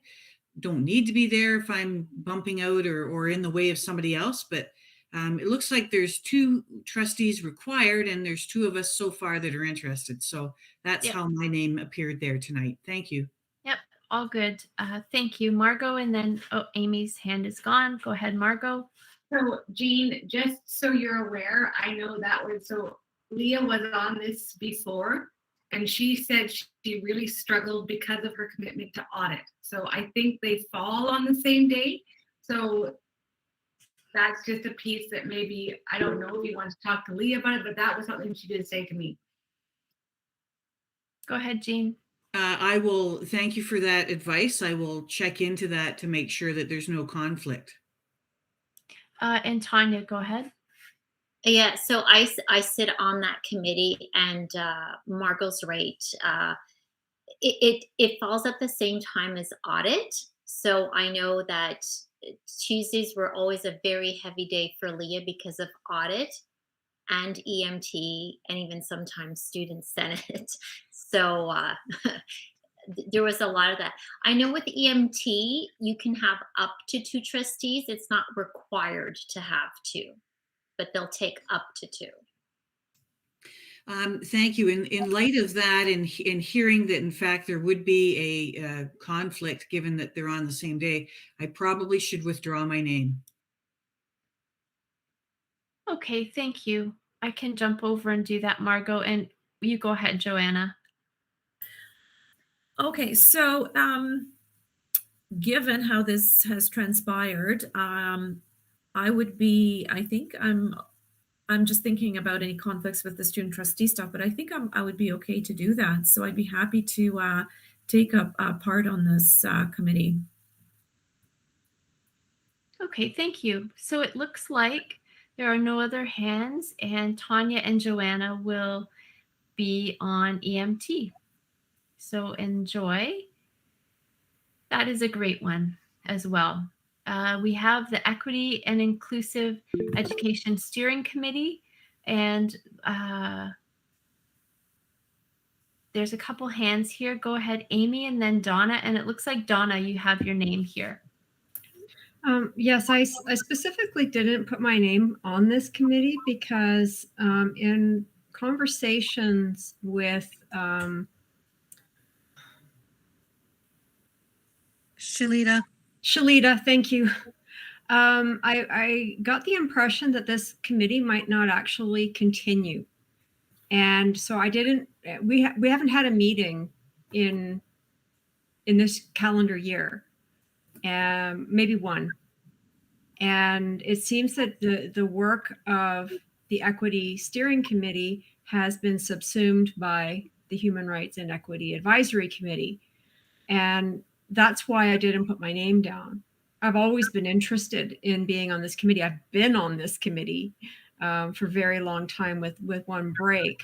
I saw that Donna was the only name on there. So I'm still interested in it, but I don't know if it's going to continue. And if Curtis could provide some more information about that, that'd be wonderful. Yes, I believe that Amy is correct. This committee is being subsumed by the Human Rights and Equity, Human Rights Advisory. So I think that would be right to not put names here. Okay.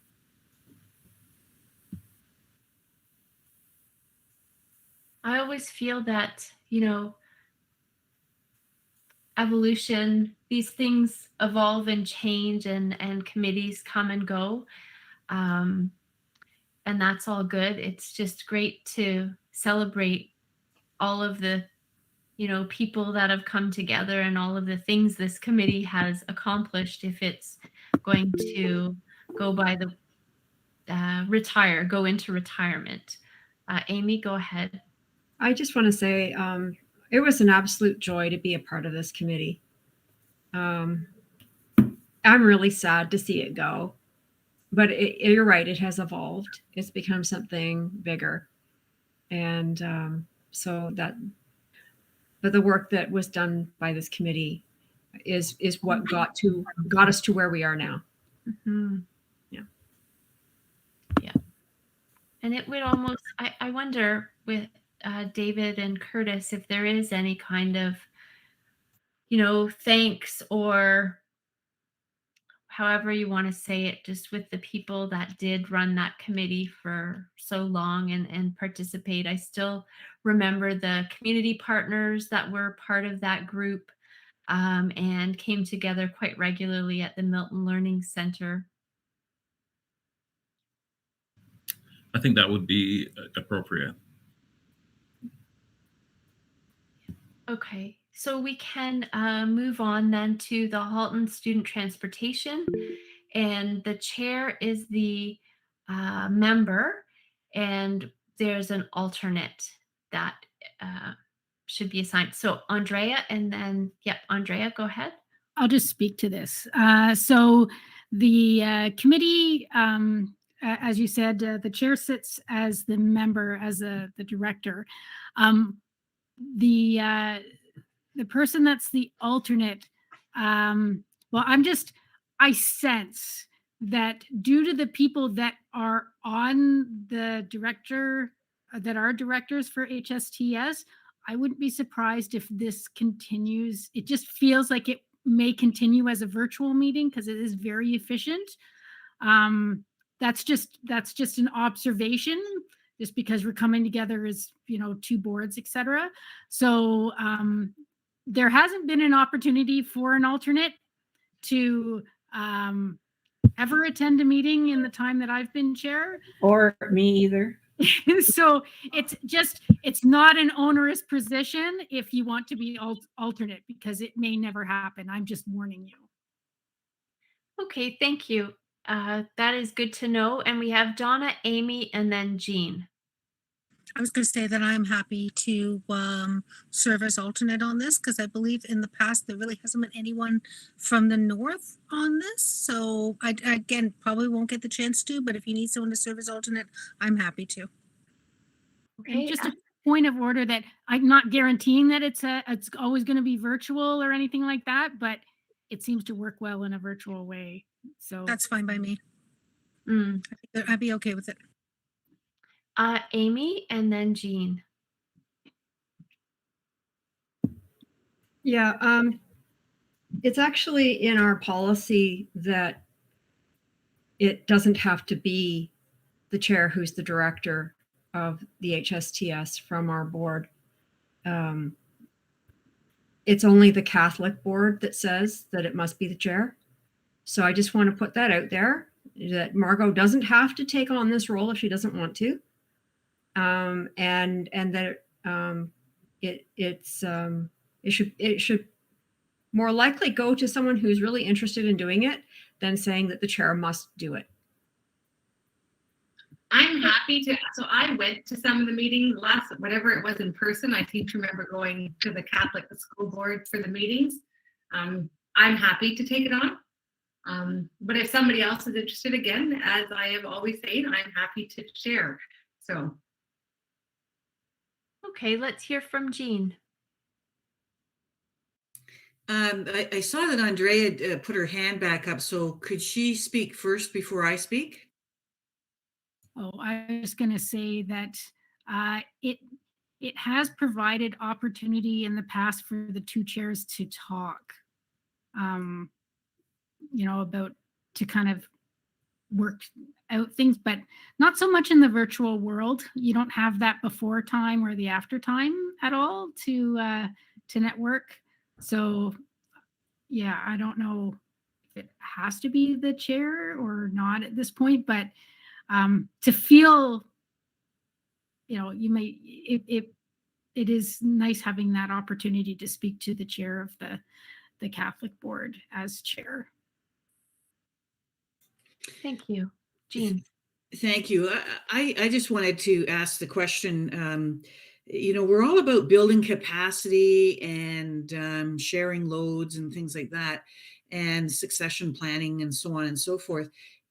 Is there the opportunity for the alternate to attend these meetings? I think I just heard Margot say that she attended, I guess, these meetings, but I just want clarification on that, because I think it would be good to have somebody who could be also there, and again, from the building capacity point of view. Thank you. I think you can go to the public, but not the private. Is that right, Andrea? Because I know I went to part of it, but I had to leave. So Yeah, Margot attended sort of the public sessions that are open to absolutely anybody. She was not at the regular director meetings at all. They're not onerous meetings.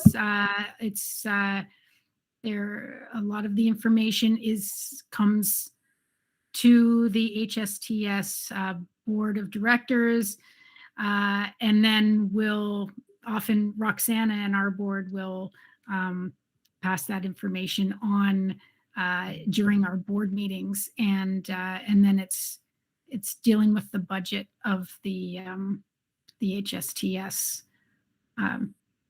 Those are the sort of the meaty things. They're not huge meetings. They're not long meetings. They're important meetings, but they're not super onerous.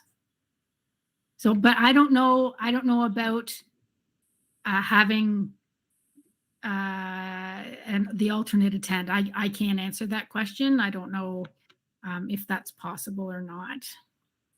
No, it's not. According to the guidelines for the HSTS, only the person who is the member can, because of confidentiality. Margot's going to have to sign a document as a board of directors for the board, and Andrea's going to have to sign off as the previous.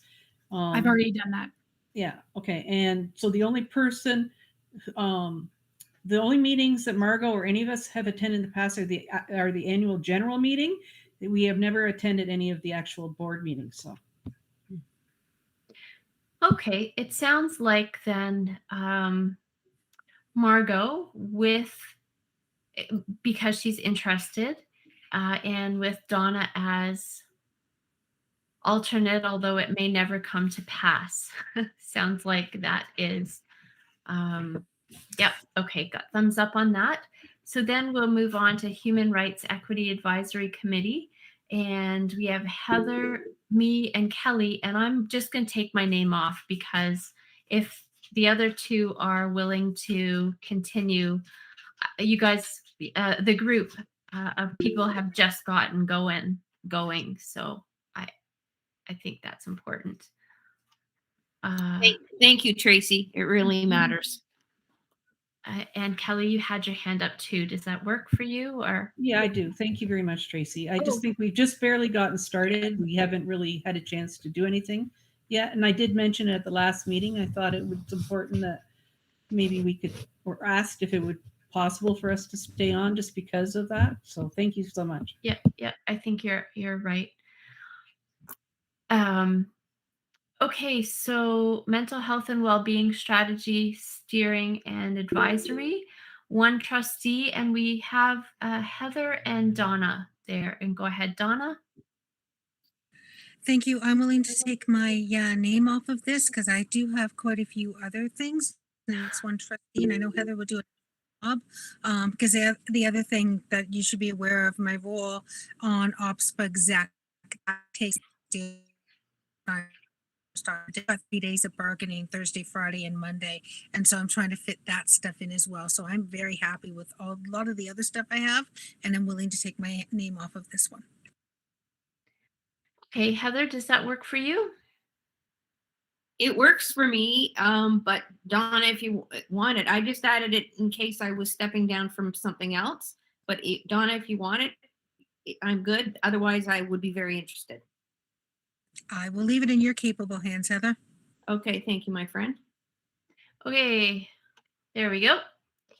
Did I do it right? Yes, I think I did. Okay. School year calendar.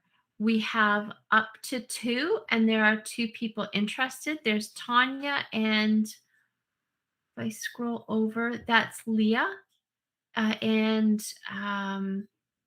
do you know, Joanna, whether Leah would like her name to stand for this one?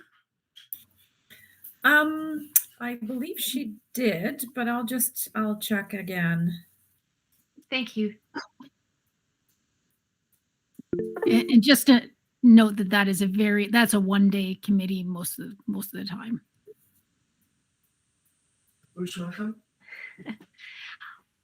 Okay, so if after Joanna confirms if it's possible, then we can move ahead with Tanya and Leah in that role.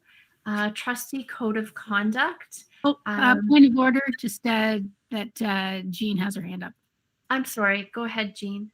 Yeah, sorry. Thank you, Andrea and Tracy. I just wanted to say that if Leah was going to step off, I just wanted to put a plug in there that I think that is an experience that every trustee should have at some point.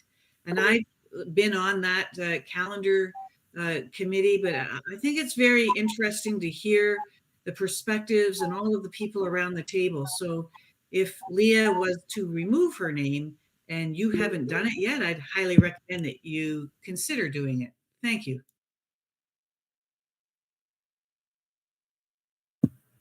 Tracy, we can't hear you. Go ahead, Amy. Thanks. Yeah, if Leah is considering stepping away, I would love to be on this. I've never been on the calendar committee, and I would really love to be a part of it. But only if she's wanting to step away. Okay, thank you. So it looks like Joanna's being in touch right now with Leah. So let's go then to we'll just put that one aside for a moment and go to the Trustee Code of Conduct alternate.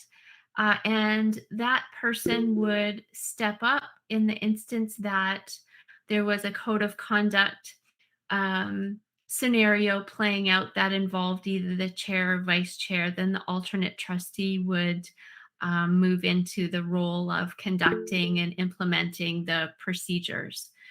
So Donna, you're here. I see. Donna, do you want to go first? Is that okay, Jean? Yes. Okay, go ahead, Donna. I was just going to say I put my name in there. It's something that I am interested in, but will happily step aside if somebody were to come forward and say, I've got a passion for this and I really want to do it. But other than that, I'm very happy to do it. I've never seen in my nearly 16 years, I've never seen it happen. So thank goodness. Thank you. Yes. And Jean, go ahead. I was going to, in anticipation, when I saw Donna's hand go up and hearing her speak recently about some other committee that she would step back because she's got so much happening with OPSPA, executive, and all the other committees she's already signed up for tonight. I anticipated that she might be okay to step back. And in anticipation of that, I wanted to step up. Okay, why don't you take it then, Jean? I'm comfortable with that. Thank you, Donna. Okay, anybody else with comments or? Oh, okay. You're such a good group. What an amazing group. When I think back to my first term when it was pretty much the Hunger Games, this is amazing.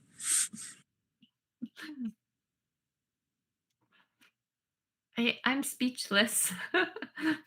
Thank you. Yeah, we're doing well. We're almost there. So Jean will be taking on that role. And then we have audit and SEAC, which we do not need to discuss because they're both 4-year terms. So that leaves us with this school year calendar. And just an opportunity to, Margot, if you want to scroll back again, just to take a look now in kind of the full picture of all of the yellow that appear beside your name. And just to make sure that you are taking on work that you are passionate about and that you can manage in terms of well-being.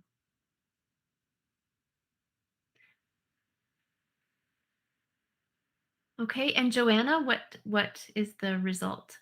Yeah. So Leah is okay to, hearing that there are some other people interested, Leah is okay to let that go. Okay, thanks very much. That's great that you have that immediate response. That's perfect. Okay, Donna, go ahead.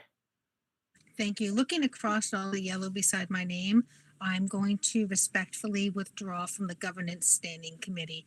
I think Tanya and Amy do an excellent job on that, and it's something that I think would take a fair amount of time. So I'm going to pull my name from that if somebody else is interested. Okay, so I mean, there can be a committee of two, but that's absolutely fair, and that's the reason to take a step back now and just make sure everybody's workloads are manageable. Go ahead, Amy. Is it in? Do we need three?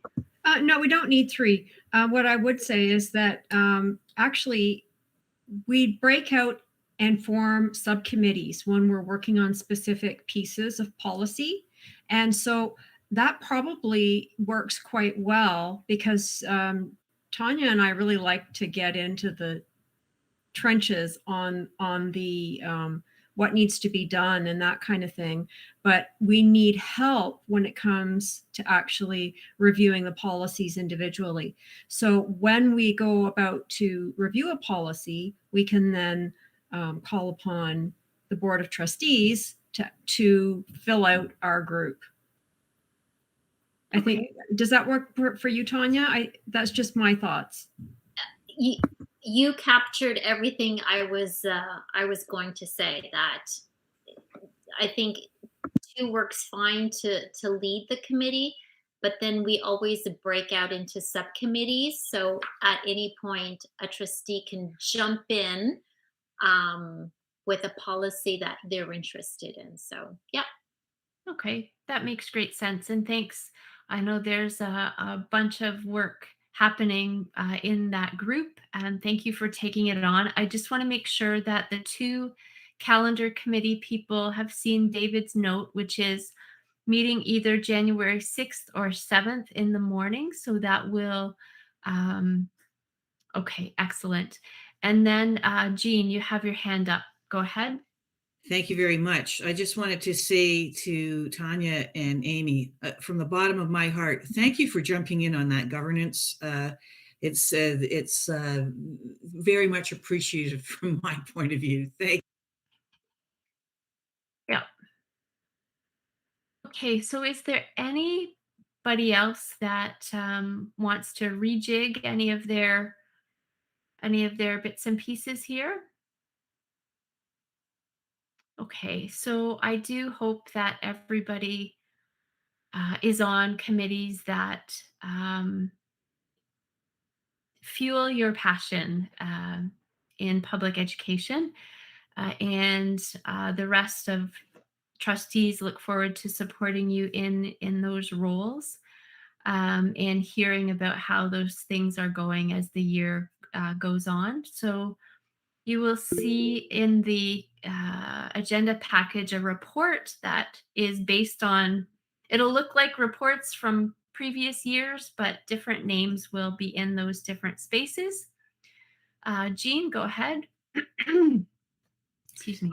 Thank you. Just a few minutes ago, Donna Daniele was speaking, and I don't know if she would have known that her voice was cracking up, or at least my reception was not capturing all of her words, but it was in relation to her stepping back from some of the committees because of the work of OPSPA. And I just want to also make a comment here about Donna's work on OPSPA. I had a chance to see some of it from afar and some of it up close. And I know that she gives countless hours on the executive of OPSPA. And we're so fortunate to have Donna take on that role in a provincial way for us and be there on behalf of our board. So I just wanted to make that aware to everyone, just exactly the true commitment and dedication that Donna gives on behalf of our board while she sits in that executive position. Thank you so much.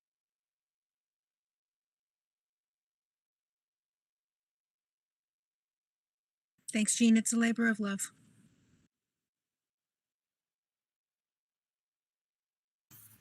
Tracy, you're muted. Okay, we have Curtis and Joanna. Thank you.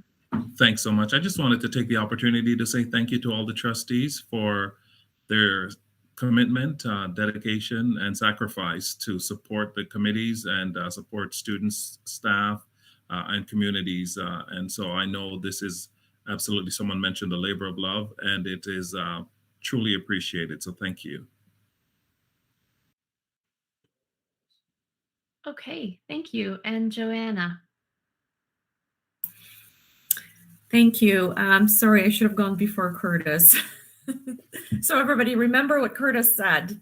I just want to backtrack to Jean's comments and basically say I, ditto to that, because Donna, I have a glimpse into what she's been involved in as just as being an alternate director and alternate on one of the work teams, and it's a lot of work and a lot of people to talk to and a lot of things to and issues to consider and learn about and share. So thank you, Donna. It's tremendous work you're doing.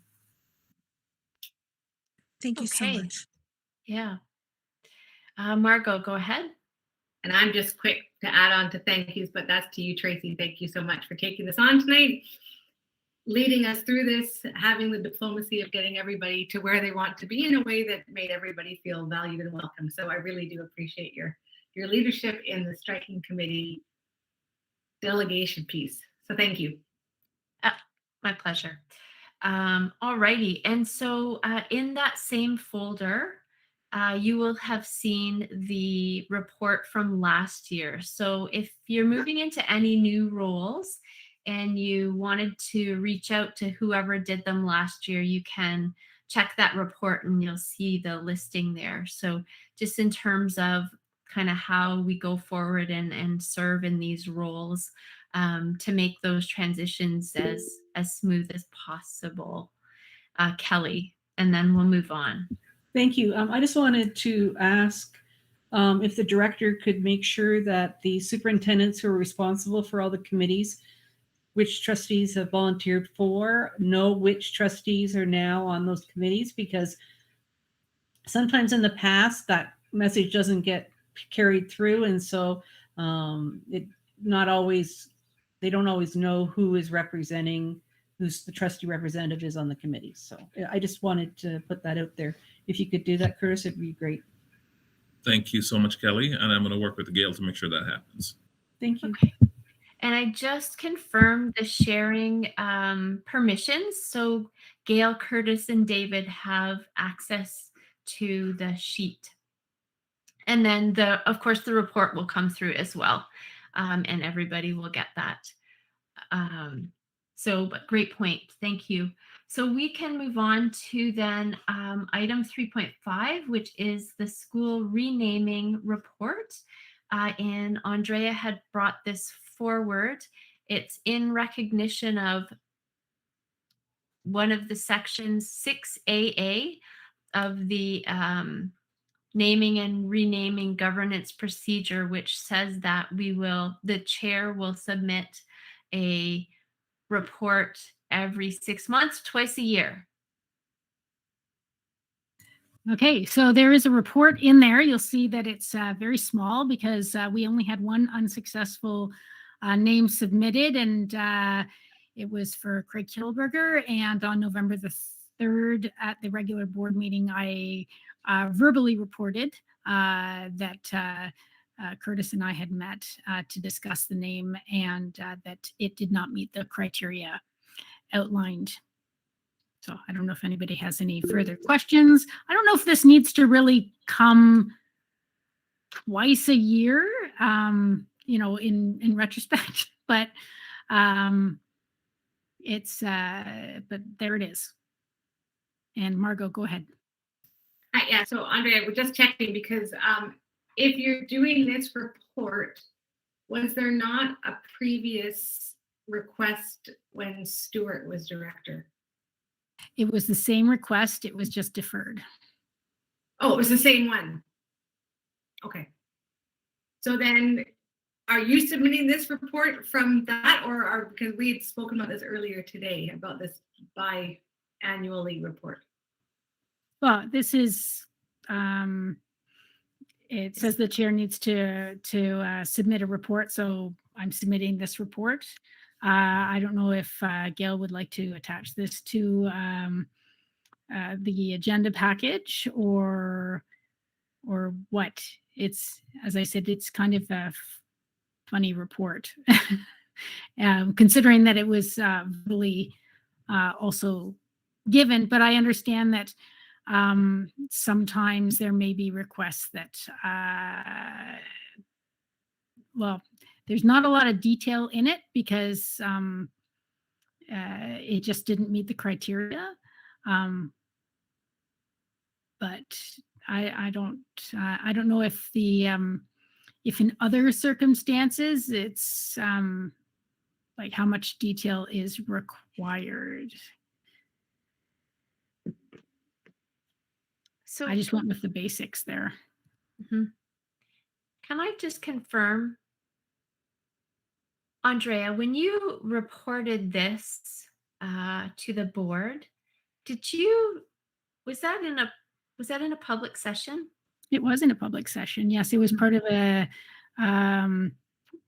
chair's report on November the 3rd. Okay. Excellent. So that's great. And go ahead, Tanya, if you have questions for Andrea or. I guess question and comment. The renaming portion of our policy and procedure is something that's new.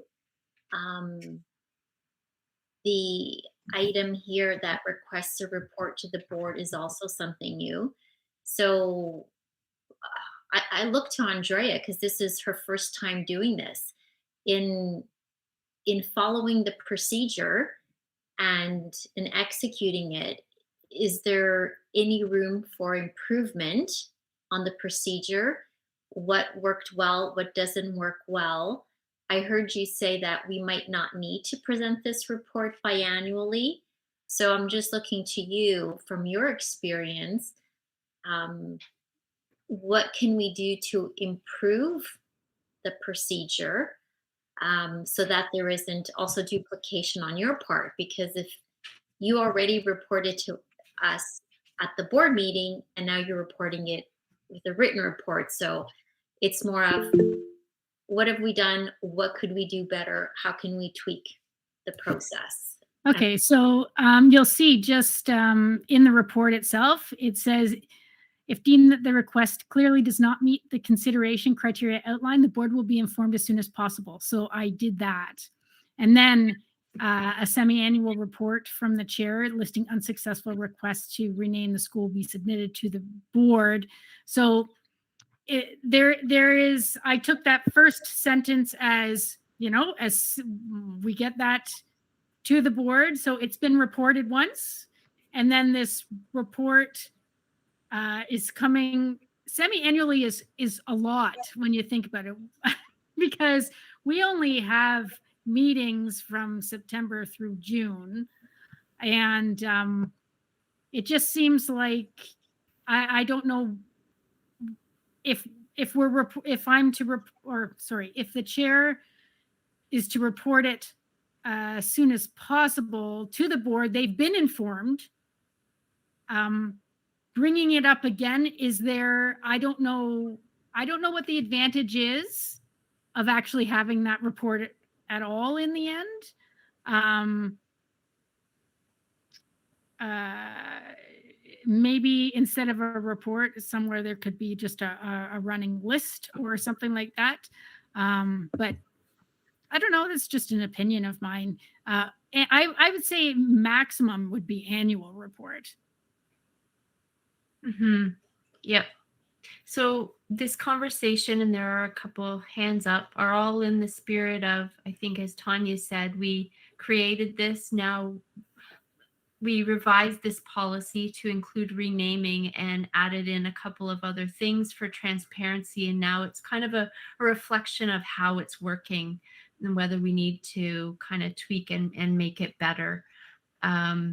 So Amy and then Margot.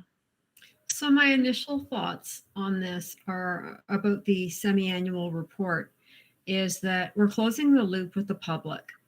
When they put forward a request for a name change, that's a pretty serious thing. And I think a formal report, written report, is important. I think that such a report should go to the board in writing, because a verbal report can be missed very, very easily.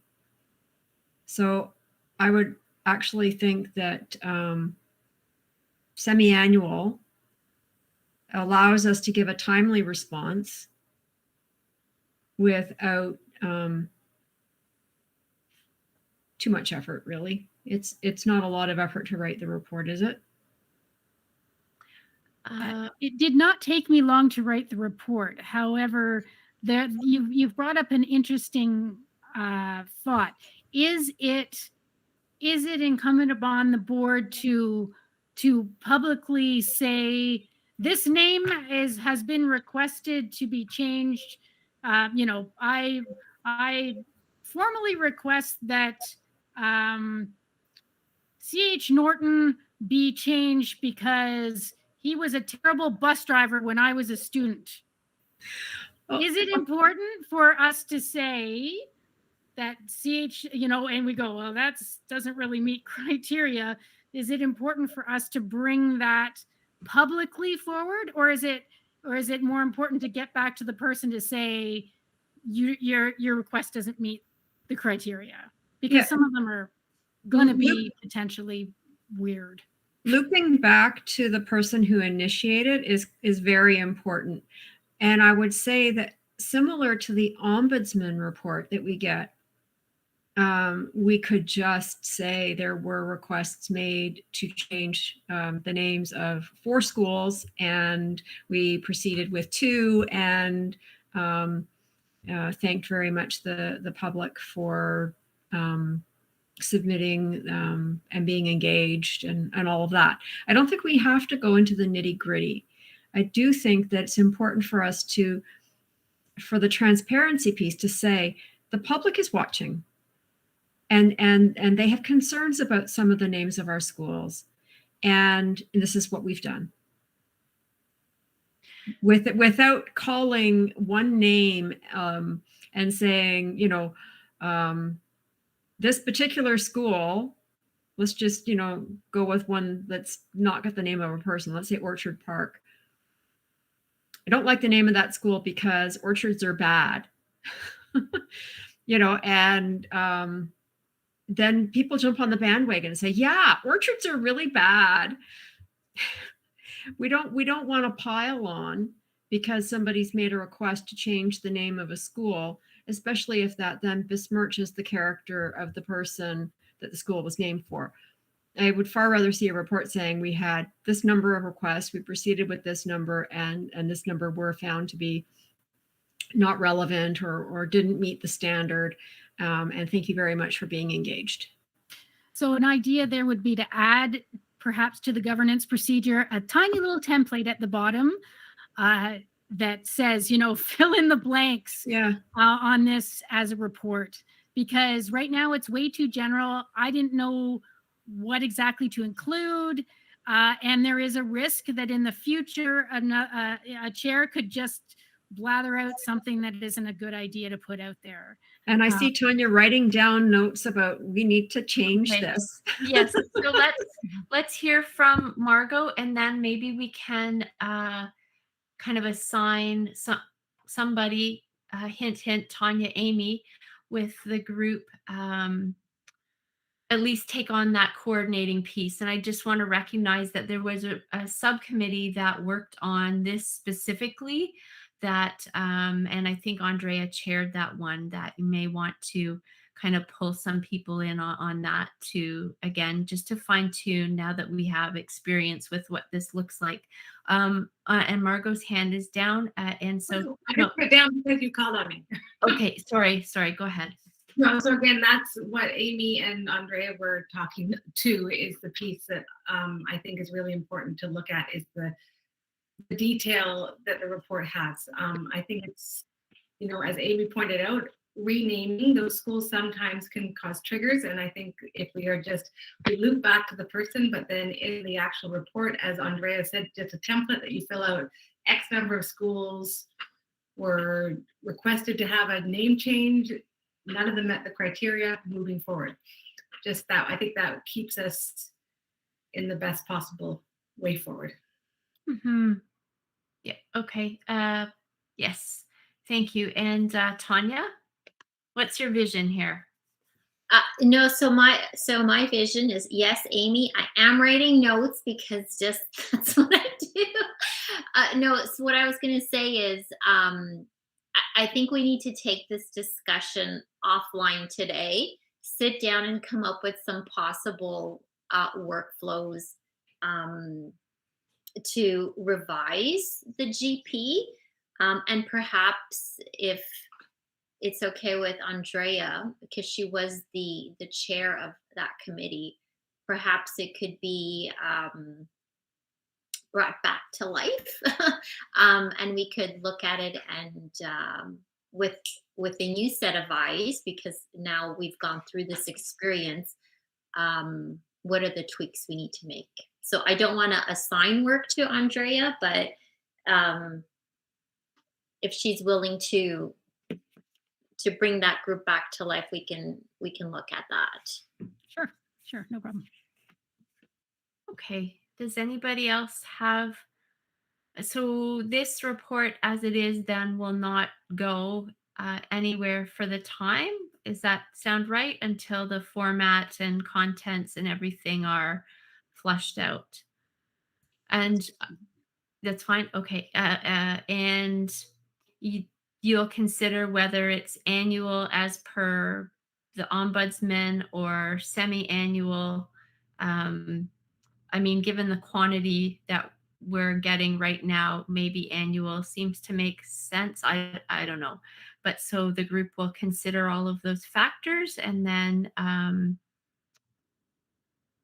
report back so we can kind of make those changes. Okay. Alrighty. Thanks for pulling that together. Just a thought. I don't know if Curtis has something he wanted to add at all about this, since he was part of the process. No, I'm open to deferring and dealing with it at a later time. I think we do need to close the loop, and I was going to suggest that perhaps through the chair's report, Margaret could introduce it, and Andrea, since you and I were there, you could just close that loop at that time as a part of the chair's report next board meeting. Well, happy to defer. Okay, which way do people want to go?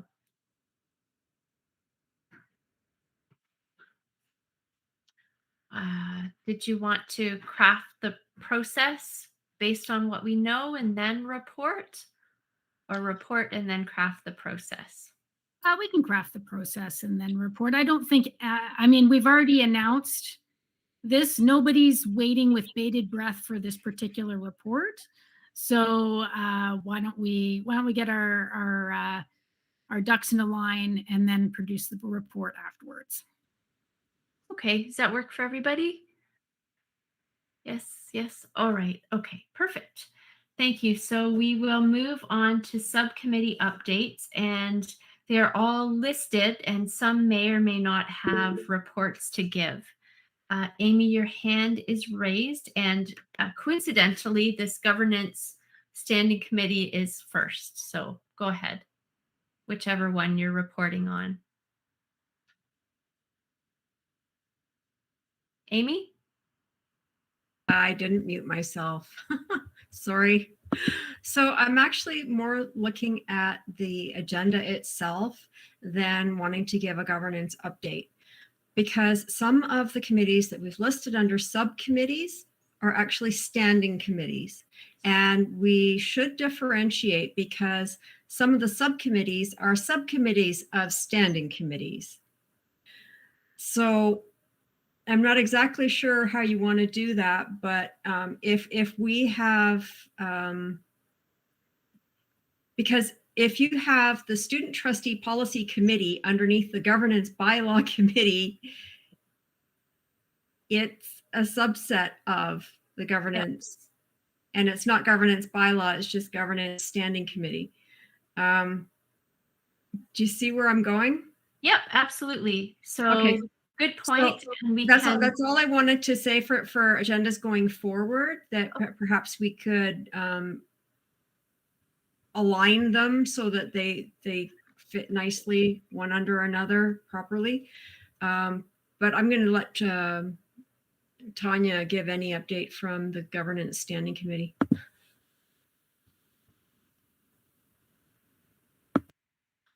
Okay, so I don't have a formal report, only because I figured I would save it for January, and for once the new committee was established for the new striking year, that you could have a fresh report in January. But there are some subcommittees as part of the governance committee that can probably provide a report. So, Joanna, did you want to provide an update on the student trustee policy? Yeah. Okay. So I will defer to Joanna. Okay. So in the agenda, you would have received a copy of the report along with the draft policy and governance procedure for the student trustee policy. This was brought forward to you at the last month's committee of the whole, although I gather you may not have been able to access the draft policy and procedures. So hopefully you had a chance to take a look at that. The report basically summarizes what the committee did and who the members were. It was in response or in accordance with a motion that was passed on September 29th that the committee be struck. And of course, our two student trustees were members of that subcommittee. We met 4 or 5 times and reviewed the student trustee policy that was in place. Decided that there was a number of issues that really fit better in a governance procedure. And there were a number of things that belonged in an administrative procedure, including the details around student trustee elections. So we were able to kind of formulate the policy, move things over into the governance procedure, and then removed anything that was more of an administrative nature, including the student trustee election procedures, and shared that with David so that he could pass it on to staff.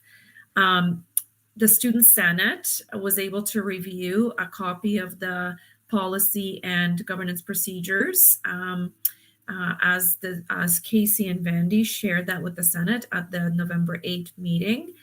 And so we are now at a point where I'd like to move a motion that this policy and procedure be approved by the Board of Trustees. So I'm not sure if there's any questions or comments, or if anybody's noticed any errors or omissions. I know in the policy we do. Hang on. In the policy, there is a statement around under qualifications, under policy statement qualifications, that student trustees must be entering or enrolled full-time in the senior division, grade 11, 12 of a secondary school of the board, or be an exceptional pupil in a special education program for whom the board has reduced the length of the program under subsection 3, bracket 3 of Regulation 298. And I wonder if, just for our understanding, Associate Director Bogue could please elaborate on this for us. It's taken directly out of the Education Act, which was another thing that was important to us, is that we have a true alignment between the content in our policy and what's designated in the Ed Act. Over to you, David. Sure, thanks, Joanna. Yeah, that terminology, exceptional pupil, means in the sense of an exceptional pupil with special education needs who's been IPRC'd as exceptional. And the reason that it's in there is that normally our student trustees have to be full-time students, but we do have some students with special education needs who may not be full-time. That might be their accommodation, that they attend 2 classes a day, for example, in high school instead of 3 or 4. And so they shouldn't be disqualified because they're not full-time. And so that language in there is really just to recognize those kids with special needs that might be wanting to be in the running for student trustee. Okay, and thank you very much, David. And before I go to questions, I did want to point out that both the draft policy and procedures contain links to relevant legal references as well as board references. So that's where we've listed all the relevant policies or procedures, including the student trustee orientation, which we wanted to make sure that it's referenced somewhere as part of that. Orientation is led by the trustee mentors, and that's something new that we did this year, and we documented it. And of course, that will be kind of an evergreen document, can be expanded upon. But here, here we have a kind of an outline for what the orientation should at a minimum consist of. Okay, and I see Amy has a question. Yeah, I still can't open the documents. I've asked for permission to open them again. And that's bad on me because I didn't have time to look at the folder earlier. So I haven't seen what it looks like now. From what you've said, it sounds like it's going to be a much clearer document, which is good. And I applaud that very much. And so if you're wanting to make a motion to bring it to board, I would support that because this committee of the whole, we can't approve it, but we can ask for it to go to board for approval. So, yeah. Okay, Amy. So can I just get clarification on the wording then for the motion?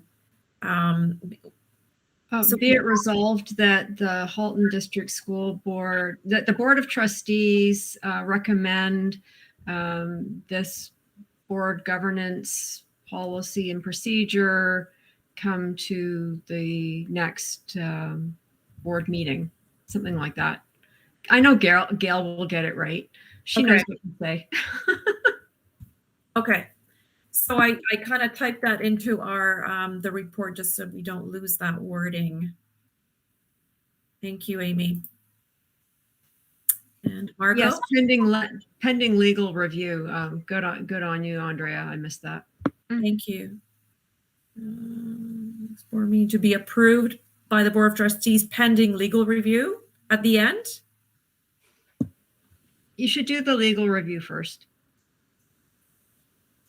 Before the trustees approve it.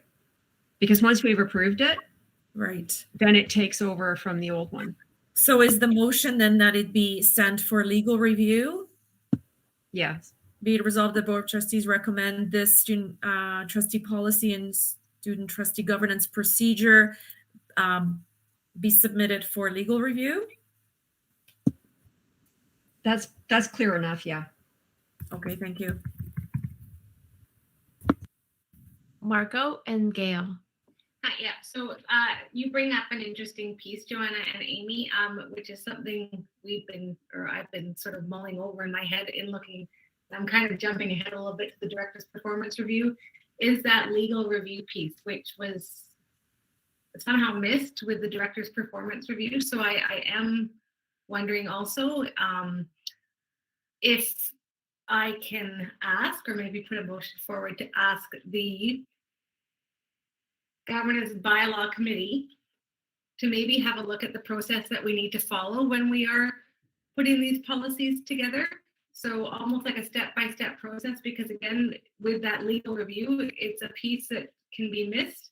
I'm even thinking about the other policies we've been speaking about this evening. So the naming policy, have these all been vetted by legal? So maybe looking to, again, Amy and Tanya, and I can help because I've had a little bit of a first go at looking at all this, trying to create some kind of skeleton as to what process we go to when we are looking at policy. So the whole idea of bringing it to the committee of the whole, twice to the board, with that legal review somehow fitting in the middle. I know I've had conversations with Gail about this, so I see she has her hand up, so I will pass it to her if that's okay, Tracy. And Joanna, yep, go ahead. Thank you. I just wanted to mention that critical path will be very important in any policies going forward. It also addresses two procedures that were not rescinded last board meeting. Margot and I, the chair and I have spoken about that. And also just one other thing, if you can factor in consultation processes. So for example, I believe some of the documents regarding the student trustee piece have gone to the student senate for their input. And that might also factor in when this motion comes to the board.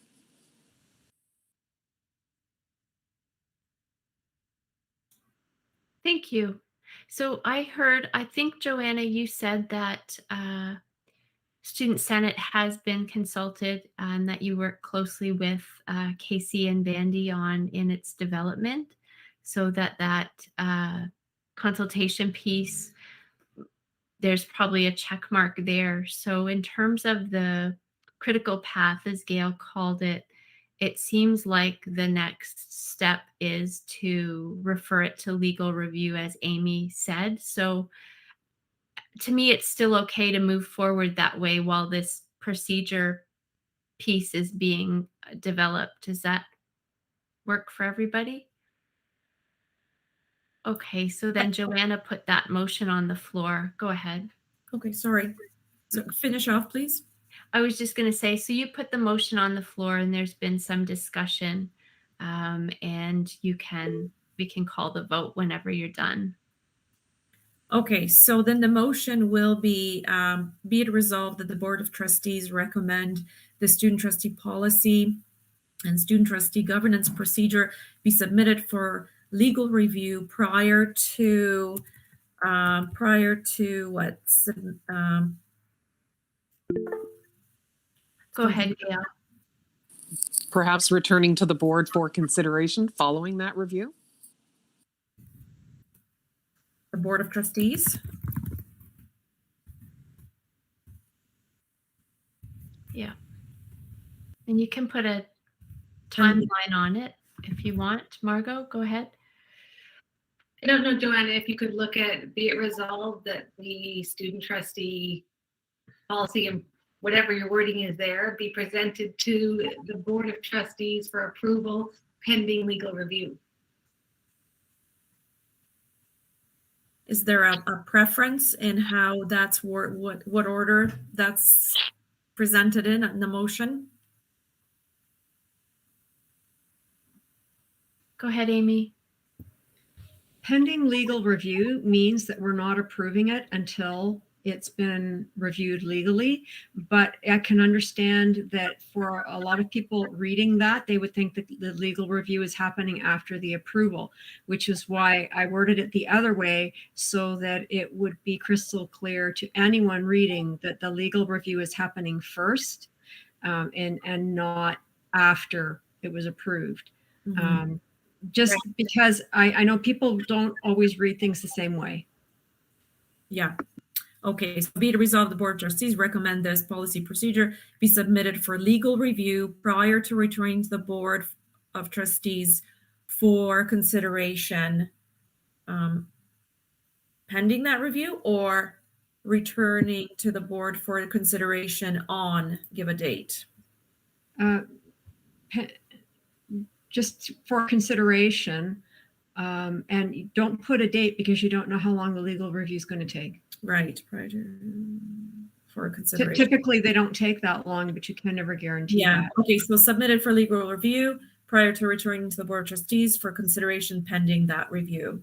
No, just consideration. Pending that review is redundant. Okay. Period. Wonderful. I see that Casey and Vandy are here. Yes, that was my next comment, was that I was wondering if they wanted to chime in, if there's any questions or comments or anything they wanted to say about this. Over to you, Casey and Vandy.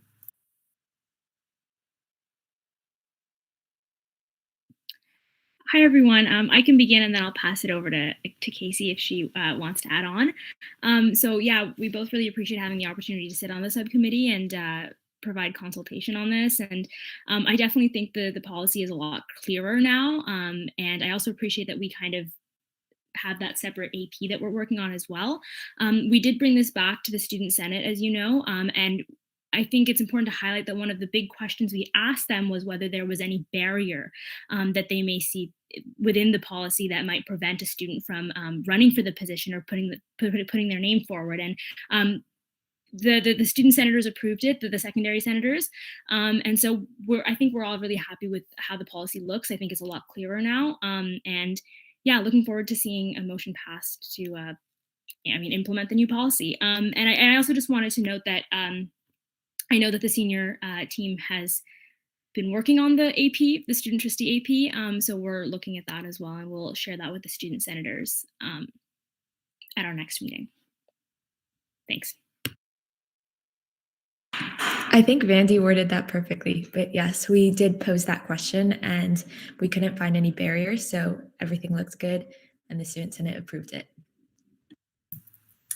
Great, thank you. And just to clarify, the AP that they're referring to is the staff had drafted student trustee election AP, and they shared it with Vandy and Casey, who will then share it with the Senate to get their insights prior to that being formalized, because as you know, student trustee elections will be taking place in February. And I think that covers it all. Thank you for the assistance with drafting the motion. Okay, so is there anybody who would like to speak against taking that motion forward from committee? So it seems that we are good to go then. And so Joanna, Casey, Vandy, and Leah, you will be then crafting that report for inclusion in the board package. Is that right? Yes, we will. And I want to thank Tanya, Margot, and Donna, and of course, David, Vandy, and Casey for their very dedicated work on this. Thank you very much. Okay, nice work. You're getting there. Almost there. Alrighty, so in standing committee, subcommittee updates, board self-assessment, there is no report. That committee membership has just been struck this evening. Director's performance review. Go ahead, Margot. Right, yeah, so just further to Gail's comment, and again to what we were looking at with the student trustee policy, is looking at that process that needs to be followed. I know that legal was not consulted with the director's performance review piece, and I think that is quite an essential piece to that. And as well, somehow, although I know we did it originally, we did not officially rescind the two policies that were merged into one at the last board meeting. So it somehow didn't make its way to the board meeting. I don't know how, but we're gonna have to, I guess, go back and do that again. So I'm not really sure. Gail, I know you put it on as pending review on the website. Gail? Yes, Margot, sorry. Yes. So I guess it's just a step to bring it back again, but maybe what we should do first is look at that legal piece. And I don't know if Tanya, Amy, or Andrea, who were also on this committee with me, have any suggestions or ways forward with that missing part. I don't know how we missed that. I could have sworn it was part of the motion to rescind the old one, but I mean, if we have to put in a motion to rescind a policy, then I think it's just a matter of writing a quick report to say be it resolved that the board rescinds X policy because it was replaced by X policy. I'll defer to Amy and Gail, who are better experts than me. Don't defer to me, because I think it was me who made the mistake. Yes, I make mistakes just like everyone else. Yeah, I think it was me who made that mistake, because I was afraid of us rescinding before adopting a new one. And we were supposed to then go circle back and do the rescind, and it totally left my brain. Things leave my brain sometimes. Gail? I'm going to bail Amy out here and say it wasn't a mistake. It was an oversight because the policy was rescinded. It was the 2 governance procedures that were not rescinded, which can come back. I'll work with Margot as a separate report included in next week's meeting or agenda package, and it'll just tidy up the loose ends from last meeting. Thanks, Gail.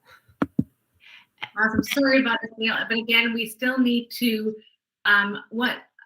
again, which I think I said before, is have the governance bylaw committee look at that legal piece in all the policies that have really been done in the last couple of years. Just trying to circle back to make sure that we do have that coverage. Sorry, I think Tanya was first. Yeah, I just have a question to what Gail said. We did get rid of the operational policy. And I thought I heard Gail say we rescinded procedures but not policies, but we went from 2 policies down to 1. So I think we do need a motion to rescind the operational leadership policy. That could be. I'll have to go back and look, but there are 2 other related governance procedures. So the director's performance piece had governance procedure as well as the director's performance review policy. So that governance procedure in creating the new one was not rescinded. And then there was another one, I believe it was the operational policy one. It may have had a second piece to it too, another governance procedure. I'd have to go back and look. So we originally had 2 policies and 2 governance procedures. Now we have 1 policy and 2 governance procedures. And so the governance procedures still exist. They've just been updated, so they don't need to be rescinded. The only thing that needed to be rescinded were the 2 policies that became 1 policy, because the new policy is a combination of both. So it's brand new because it's neither one nor the other. So the 2 originating policies are what need to be rescinded. Okay, so just in the interest of time, we have 15 minutes before the top of the hour, being 9. It sounds like there's a couple of actions that need to take place with respect to that one. The director's performance review related pieces, including a legal review. And then there's the overall process piece that Tanya and Amy and Margot will also be looking at. So Gail, you have your hand up, and Amy, and then maybe we can wrap this one up. I'll be very quick. The one that was rescinded was the DPR, the policy. There was an associated procedure with that may have morphed into another one, but with a new name, the existing one has to be rescinded. Similarly with the operational leadership, the policy has yet to be rescinded and it had a related governance procedure. So those are just a bit of the loose ends that need to be tied up. Okay, we'll draw a flow chart and work it out. But I wanted to mention with respect to the legal review, if we are not making any material changes, we don't need to do a legal review. It's only if we are making changes that actually have an impact, that we need to do a legal review, because these were actually already reviewed when they were initially passed by the board. So by merging two documents, I don't think we've made any significant changes. I think it's housekeeping more than anything. And I'm probably taking up more time on this topic that nobody else wants to hear about other than Tanya. But I think we have to be careful that we're not sending things to legal that don't necessarily need to go to legal, because it costs us money. Okay, Margot. And So then I really quickly, we'll take this offline, but I just think with policies such as DPR and even school naming, I don't know, you might have done that with that. I think that those are pieces that if there are loopholes in that merging that we've done, we need to make sure that we're covered. So that's just my piece, but I think I'm going to put a pin in it there and we'll talk about it in an offline conversation. okay, and then that report will make its way to the board with those recommendations, so everybody will be in the loop. Alrighty, thank you. So that's DPR. Reimagine Forward. There's work going on behind the scenes, and we look forward to reporting back to everybody in the near future. Professional development update. Is there anything from that group? I know you did a poll recently, and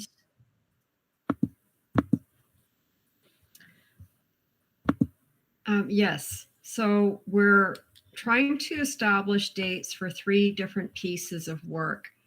And the one that's gone out for the poll right now is the professional development that is joint with the senior admin team, to make sure that everyone around the table understands the roles of governance and operations and how they work together but separately, in order to make sure that the board makes the best decisions possible and meets the needs of our students to the best of our abilities.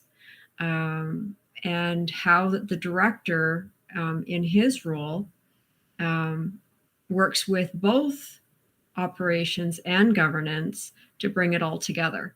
I have reached out to a couple of facilitators. The one gentleman is no longer on the radar. He seems to have disappeared from public life in the last few years. I don't know if he retired, but couldn't reach him.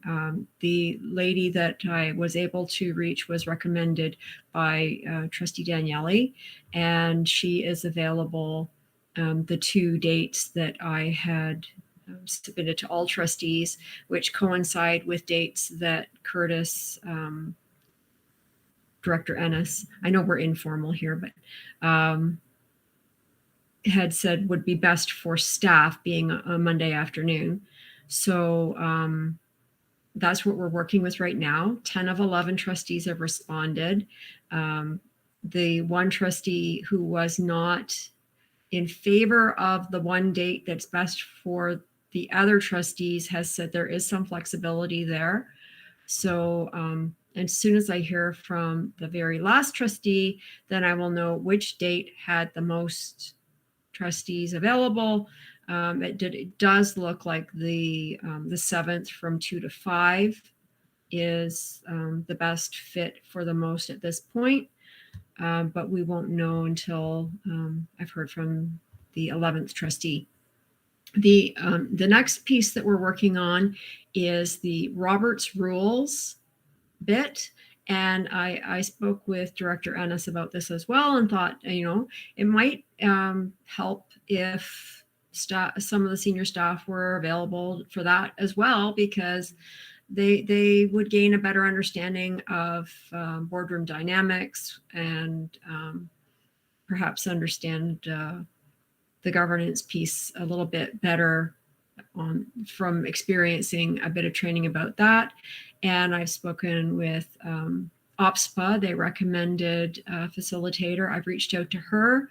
She is very pleased to come and do the kind of PD that we're looking for, which is more about the why Robert's rules than the minutia of how to use Robert's rules. It's about the decorum piece and the understanding of why Robert's rules are the way they are. And I thought that was a little bit more palatable, a little bit easier to follow than just here's a motion, here's an amendment, here's how to, strike something previously adopted and all of those pieces, which can be pretty mechanical. If you understand the why, sometimes the how becomes more apparent. So she really sounds like she's going to put forward a proposal for us, and then we'll come forward with some dates on that. And the last piece is the communications professional development, and we've been having some difficulty nailing down a date for that with the facilitator. But as soon as we do, then a doodle will be coming out for that. So your January and February may be pretty busy with PD, but it's not prolonged PD. It's, a few hours, a few times, not 3 days in a row or anything like that. So hopefully everyone will be able to attend everything and be able to walk away feeling like they learned something. Thank The you. reports will come to the board. Okay, thank you very much. That is a lot of work. Okay, role of the trustee. Is there an update? No report at this time. Okay, thank you very much. So we'll go to other business for committee of the whole. Is there anything that people would like to raise? And I guess trustee questions and comments, same question really. Are there any questions or comments? Go ahead, Jean. Yes, I'm not sure how to ask this question or who might be able to answer this, but recently I was in the boardroom, and outside of the boardroom is a series of photos.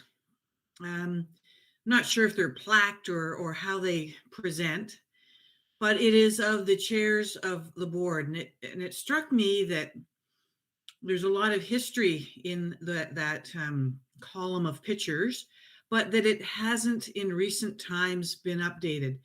And I think it goes back even certainly to maybe Kelly and even before, where we haven't got the trustees who acted as chair of the board properly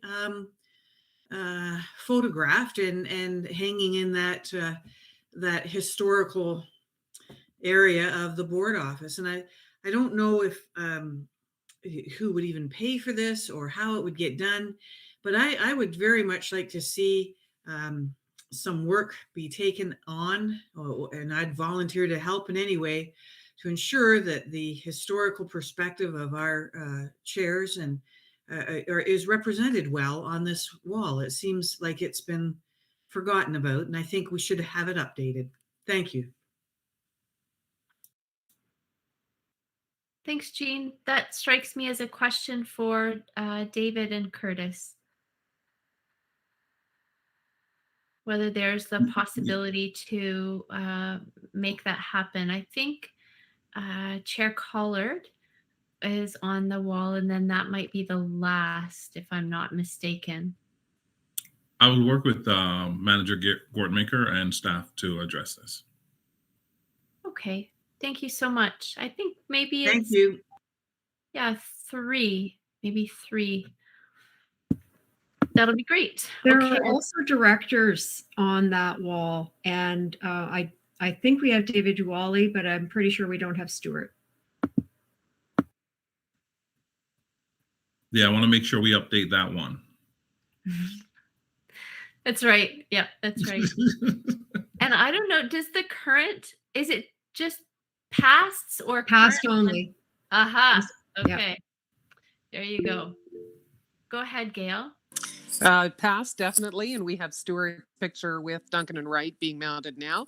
And we'll be following up with Andrea to make sure that we add her picture to the wall. We have the original pictures, the framed 11 by 17s in a back room. So part of that process, what I'm undertaking next week, will be to make sure that the information transfers from those photos with the little plaques to the back of the mounted plaques that are in that hallway. So the dates and the names are part of that history. And that goes for both chairs and the directors. Awesome. And so I think then between Andrea and Amy is Kelly. So hopefully her picture is in the back room as well and can be brought forward. Alrighty. Thanks, Jean, for that question. I don't see any other hands up at this time. I just want to let you know that we haven't had any public question submissions for the evening. So seeing no other hands up, would somebody like to make a motion to adjourn the meeting? Thanks, Tanya. Is there any discussion on adjournment? Okay, all those in favor? Aye. Okay, great. Thank you. And that carries unanimously. All the best of, this is our last committee of the whole of 2021. Bye-bye 2021. We are having a board meeting next week, right? Yes, that's correct. Okay. Okay. Just correct. wanted to make sure. Thanks. And all the best for the next week. Thanks, everybody.